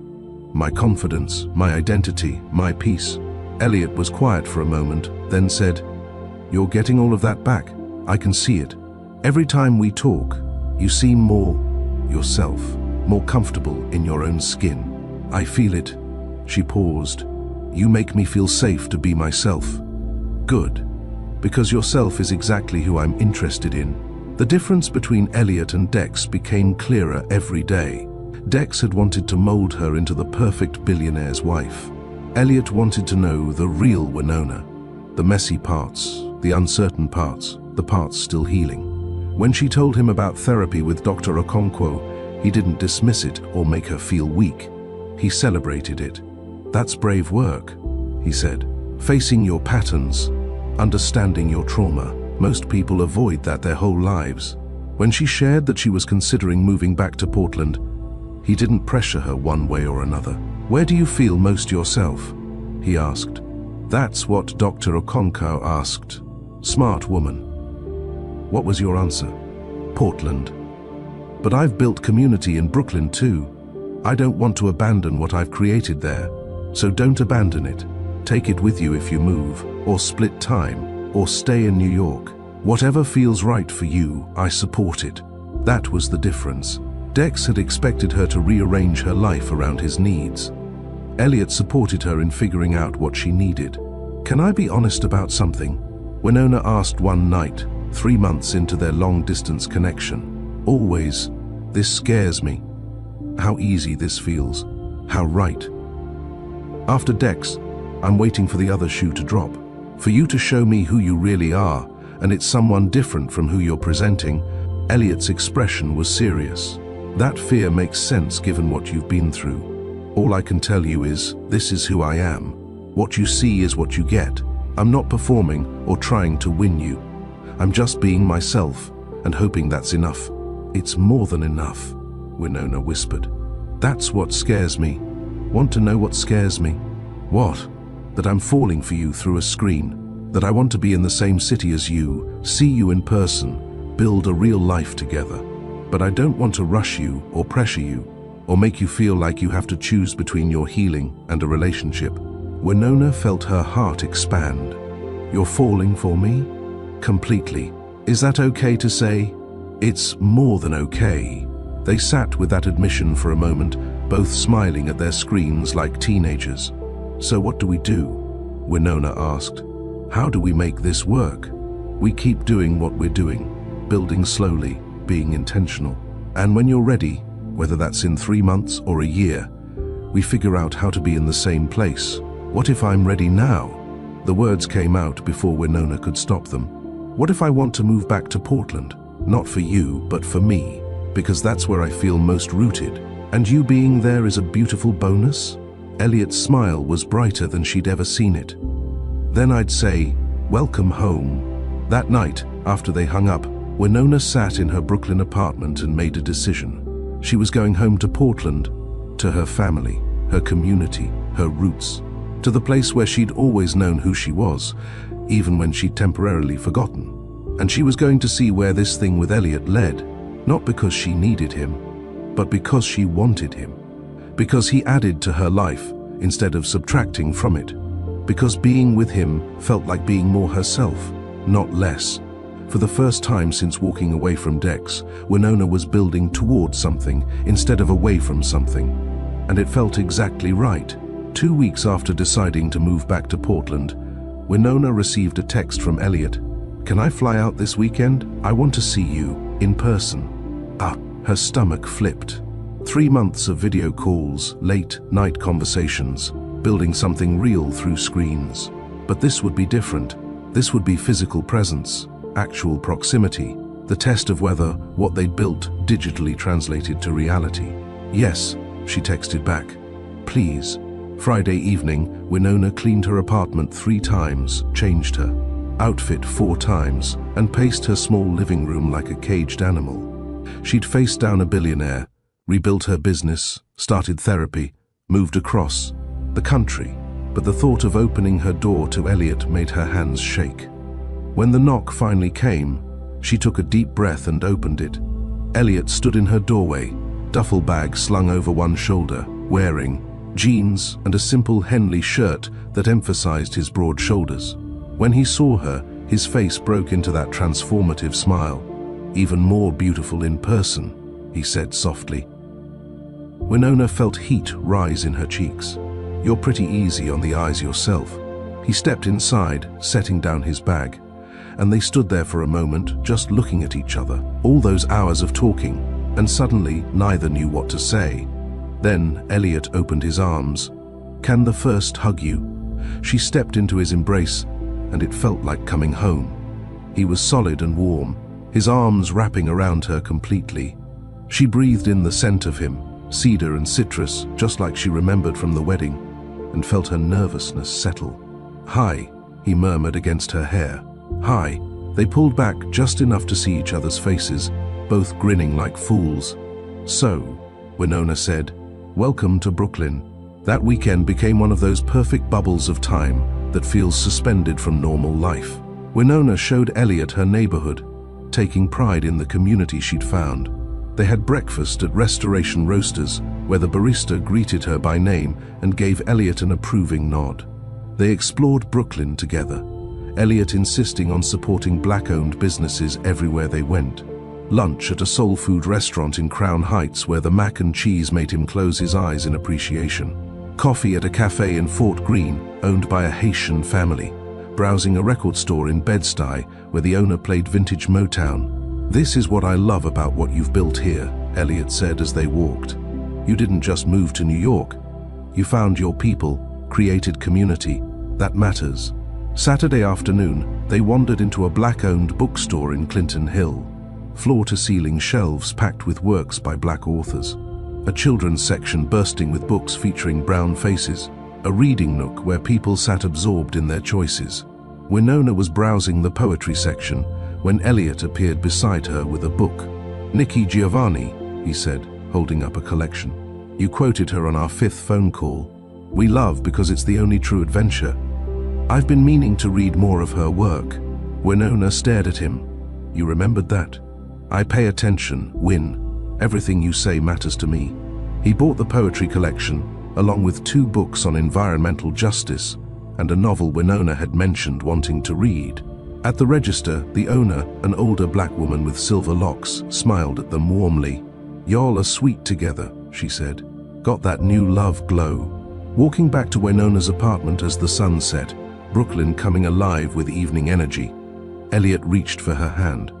Their fingers intertwined naturally, and neither let go until they reached her building. Inside her apartment, Winona made dinner. Nothing fancy, just pasta and salad. while Elliot sat at her small kitchen table telling her about a new water project proposal in Haiti. She loved watching him talk about his work, the way his hands moved when he was explaining technical concepts, the passion that lit him from within. After dinner, they settled on her couch with glasses of wine. Music played softly from her speaker. Say day because it felt right. The city hummed outside her window. Candles flickered on the coffee table, casting warm light. They were sitting close, thighs touching, Winona's head on Elliot's shoulder. Comfortable silence wrapped around them. "Can I be honest?" Elliot asked, his voice lower than usual. "Always. I've been trying really hard to be a gentleman and take this slow, but I really want to kiss you right now." Winona's pulse quickened. She lifted her head to look at him. "What's stopping you?" His hand came up to cup her face, thumb tracing her cheekbone with a tenderness that made her breath catch. "Just wanted to make sure you wanted it too." "I do," she whispered. The kiss started soft, a question asked and answered. His lips were warm, gentle, exploring.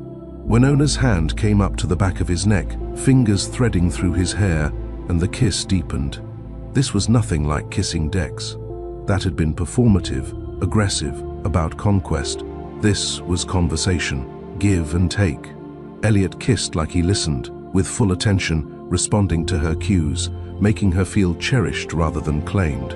When they finally pulled apart, both breathing hard, Elliot pressed his forehead to hers. "I'm falling for you, Winona Prescott." "Hard, good," she breathed, "because I'm already there." They kissed again, and this time there was urgency beneath the tenderness. Winona's hands found the hem of his shirt. Elliot pulled back just enough to meet her eyes. "You sure?" "Completely." What followed was everything the word making love should mean. Elliot was attentive and present, asking what she liked, paying attention to her responses. He took his time, worshipping her body with his hands and mouth, making her feel seen and desired and treasured. When they finally came together, it felt like homecoming. Two whole people, choosing to be vulnerable, giving and receiving in perfect balance. Nothing transactional, nothing performative. Just two people connecting on every level. Afterward, lying in her bed with her head on his chest, listening to his heartbeat steady. Beneath her ear, Winona felt peace she'd never experienced with another person. "This is what it's supposed to feel like," she murmured. "What?" "Love. Safe and exciting at the same time. Like I can be completely myself and completely vulnerable. And that's not just okay. It's celebrated." Elliot kissed the top of her head. "That's exactly what it's supposed to feel like. For both of us."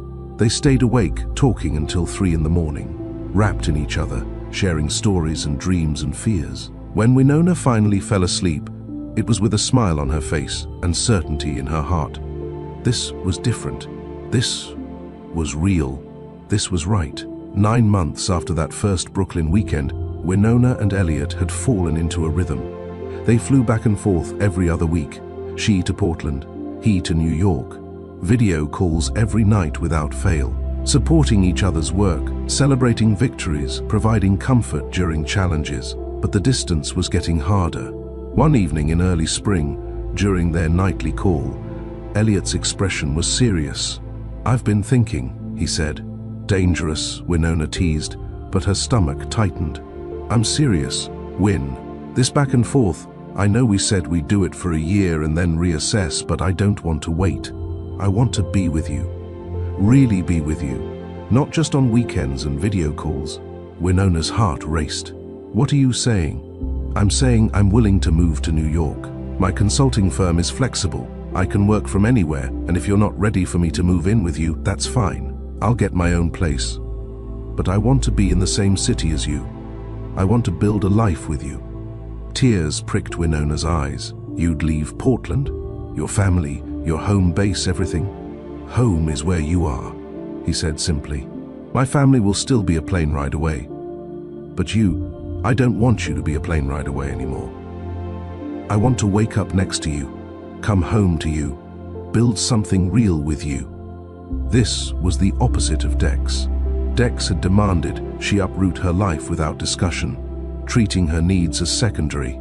Elliot was offering to uproot his, but making it clear the decision was still hers. Actually, Winona said slowly, her voice shaking slightly, I've been thinking too. About moving back to Portland. Elliot's eyes widened. Really? My business is completely remote now. I can work from anywhere. And honestly, I miss home. I miss my family, my community, being somewhere that feels like me. She leaned closer to the camera, as if she could touch him through the screen. I was thinking about it before you, but now, the idea of being in the same city as you, building something together in the place where I'm rooted, that sounds perfect. You're serious. Completely. Let me finish up some projects here and find someone to take over my lease. Give me 2 months? Elliot's smile was brighter than she'd ever seen it. I'll start looking for a place for us, if you want, or we can get separate places if that's too fast. Us, Winona interrupted firmly. I want us. I'm ready for us. Are you sure? We can take our time. Elliot. She waited until he stopped talking. I spent too long in a relationship where I had to shrink myself. With you, I get to be fully myself and still be loved. That's not something I want to wait for. That's something I want to build now. His eyes were suspiciously bright. I love you, Winona. It was the first time either of them had said it explicitly. I love you too, she said, the words feeling both new and ancient. So much. Over the next 2 months, they looked at houses together via video call. Winona wanted something with character, in a neighborhood with diversity and community. Elliot wanted something with good bones and outdoor space for a garden. They found a craftsman bungalow in northeast Portland, the neighborhood where Winona had grown up. It had hardwood floors and built-in bookshelves and a front porch perfect for summer evenings. The backyard was small but sunny, ideal for growing vegetables. This is it, Winona said when they video toured it. This is home. Elliot agreed. When Winona flew back to Portland permanently in June, Elliot picked her up at the airport. She walked out of baggage claim with her life packed in suitcases, and he was there, holding a sign that said, "Welcome home, Win." She dropped everything and ran into his arms. "I'm home," she said. "We're home," he corrected. They moved into the craftsman house together, blending their lives and their belongings. Her design equipment and his engineering books, her grandmother's quilt and his father's military medals, her plants and his coffee maker. It wasn't perfect. They had to learn to share space, navigate each other's habits, communicate through disagreements.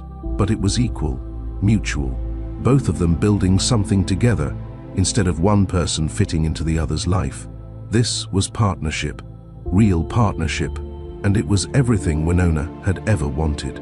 Year and a half after walking out of Dex's penthouse, Winona stood backstage at the Women in Business Leadership Conference in Manhattan, about to give her first keynote speech. Her life looked completely different now. She lived in Portland with Elliot in their craftsman house.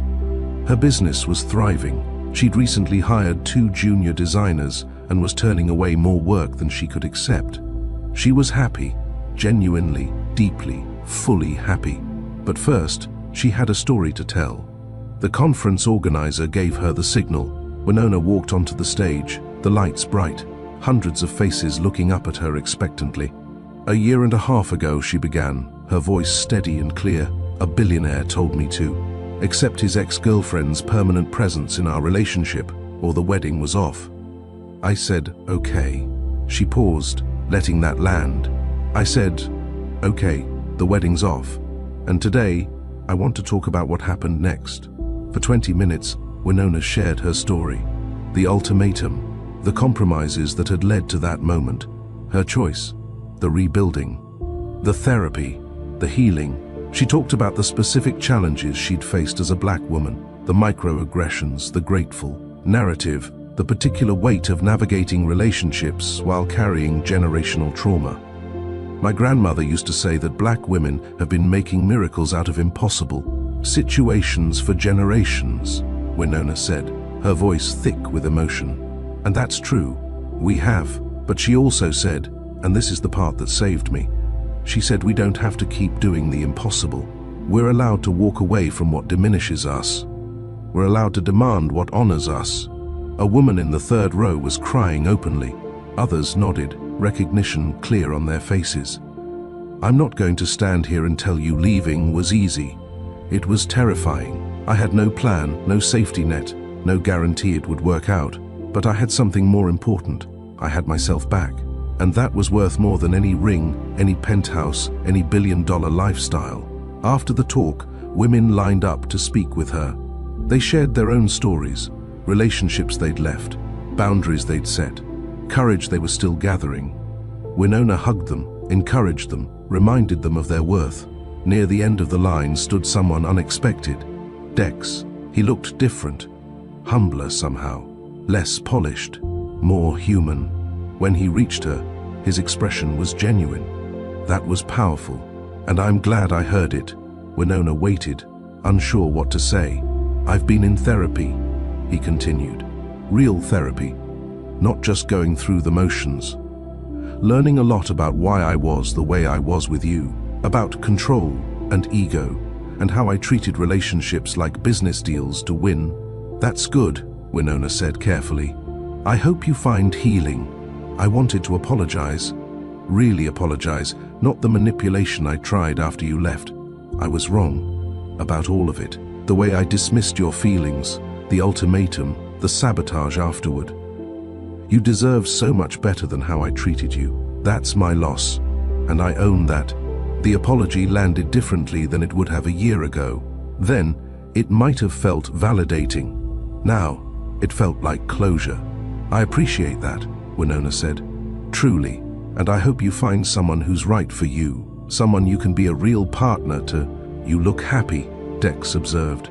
I am. Completely good. You deserve that. As Dex walked away, Winona felt the final piece of that chapter close. No anger, no resentment, just completion. That evening, she flew back to Portland. Elliot picked her up from the airport, their tradition now. The moment she saw him, her face broke into a smile. He pulled her into his arms, kissing her thoroughly right there in the arrivals terminal. How'd it go? He asked when they finally pulled apart. Perfect. I'll tell you everything, but first, take me home. Home. Their home. They drove through Portland as the sun set, the city bathed in golden light. Past her father's barbershop, still thriving. Past the community center with her logo on the sign. Through neighborhoods where she'd grown up, where she now built her life. When they pulled into their driveway, Winona looked at the Craftsman house, with its welcoming porch, and knew she was exactly where she belonged. Inside, Elliot had prepared dinner. Nothing fancy, just her favorite pasta and a salad. They ate and talked, Winona sharing stories from the conference, Elliot telling her about his day. Later, curled together on their couch, Elliot said, I have something for you. He handed her a small box. Winona's breath caught. Before you panic, he said quickly, this isn't a proposal. Not yet. I know we're taking our time, and I respect that, but this is a promise. She opened the box. Inside was a simple ring, a band with intricate engraving of intertwined vines. It's a promise that when I do ask you to marry me, it won't come with ultimatums or conditions. It'll be two whole people choosing to build a life together, as equals, as partners. A promise that I will always celebrate you, never diminish you. Tears streamed down Winona's face. Elliot, you don't have to wear it. You don't have to. She kissed him, silencing his words. Put it on me. He slipped the ring onto her right hand, and it fit perfectly. I love you, she whispered. So much. I love you too. All of you. Exactly as you are. Her billionaire fiancé had issued an ultimatum, and she'd replied, okay. And everything had changed. She'd found herself. She'd found her strength. She'd found her voice. And in the process, she'd found love. The kind that didn't require her to diminish but invited her to flourish. The kind that felt like coming home. That night, after Elliot slipped the promise ring onto her finger, they sat together in the quiet of their living room. The candles had burned low. Portland sounds drifted through the open window. Distant laughter, a car passing, the rustle of trees in the evening breeze. Winona held up her hand, watching the candlelight catch in the engraved vines on the ring.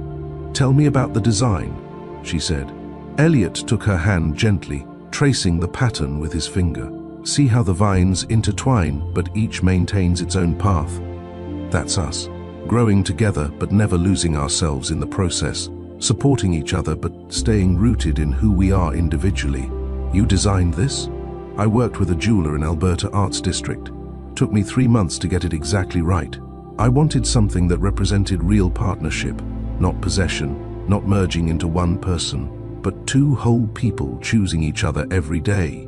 Winona felt overwhelmed by the thoughtfulness, the intention, the respect embedded in every choice he'd made. This man understood what she'd needed to learn the hard way. That love doesn't require you to disappear. They made love again that night, slower this time, tender and unhurried. Elliot touched her like she was precious, like knowing her body was a privilege he didn't take for granted. When she looked into his eyes, she saw herself reflected back, not who he needed her to be, but who she actually was, completely seen, completely valued, completely loved. Afterward, wrapped in their sheets with the Portland night cool against their skin, Elliot said, "Thank you." "For what?" "For being brave enough to walk away from what was wrong so you could find what's right. If you hadn't said okay to Dex, you wouldn't be here. We wouldn't be here." Winona had never thought about it that way. Her okay hadn't just been an ending. It had been a beginning. "I'm glad I'm here," she whispered. "With you. In this house. In this life we're building. Me too, Win. Me too."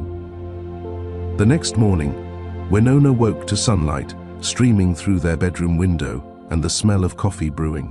She found Elliot in the kitchen making breakfast, wearing sweatpants and nothing else, humming along to the music playing from his phone. He looked up when she entered, and his face lit up in that way that still made her stomach flip.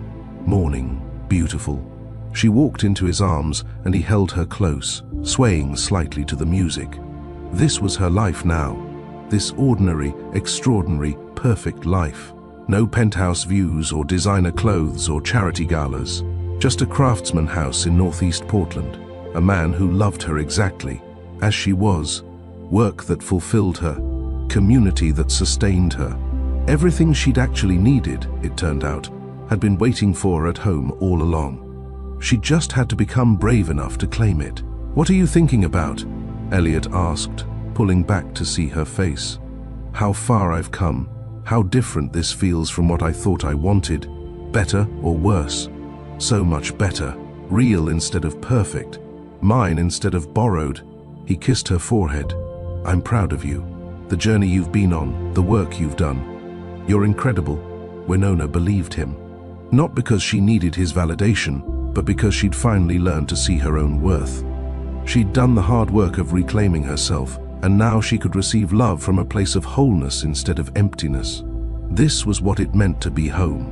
Not a location, though Portland would always be hers, but the feeling of being at peace in your own skin, of building a life that honors who you are instead of who you think you should be, of loving and being loved without having to shrink or perform or negotiate your basic worth. She was home, finally, fully, completely home. Let's talk about what okay really meant. When Winona said okay to the wedding being off, she wasn't just ending a relationship. She was beginning a revolution in her own life. She was declaring that her boundaries mattered more than someone else's billions, that her peace was worth more than prestige, that she would rather be alone and whole than partnered and diminished. That single word, okay, contained generations of strength. It carried her grandmother's backbone, her mother's wisdom, her father's quiet dignity. It held every black woman who'd ever refused to settle, who'd demanded respect in a world determined to deny it, who'd chosen herself when choosing herself looked like losing everything. Winona's grandmother was right. Black women have been making miracles out of impossible situations for generations. We've survived by accepting less, by being grateful for crumbs, by making do. But we don't have to keep doing the impossible. We're allowed to demand the possible, full partnership, full respect, full love. We're allowed to walk away from what diminishes us and walk toward what honors us. That's not too much to ask. That's exactly what we deserve. If this story moved you, I need you to do 3 things right now. Hit that subscribe button for Mr. Roman's Story Vault and turn on notifications so you never miss these powerful stories about people who chose courage over comfort. Then, like this video and drop a comment telling me what your okay moment would be. What are you ready to walk away from? What boundary are you finally ready to set? Your story matters and might be the permission someone else needs. Finally, share this video with someone who needs to hear it. A friend who's compromising too much, a sister who's forgotten her worth, anyone who needs permission to choose themselves. Let Winona's okay ripple outward the way it was meant to. Thank you for being here. Thank you for listening to Winona's story. Thank you for being part of this community that believes in courage, in healing, in the power of choosing yourself. Next week, we have another incredible story for you. One about a woman who discovered her husband's secret family, and what she did next will absolutely shock you. You won't want to miss it. Until then, remember this: you're allowed to have boundaries. You're allowed to demand respect. You're allowed to walk away from what diminishes you and walk toward what honors you. Your okay might be the hardest word you ever speak, but it might also be the one that changes everything. Don't ever forget, you're a miracle. Not because you can endure the impossible, but because you're brave enough to demand the possible. Your worth is inherent. Your voice matters. Your choice to honor yourself is revolutionary. Say you're okay. Change your life. This is Mr. Roman's Story Vault, and we'll see you next time.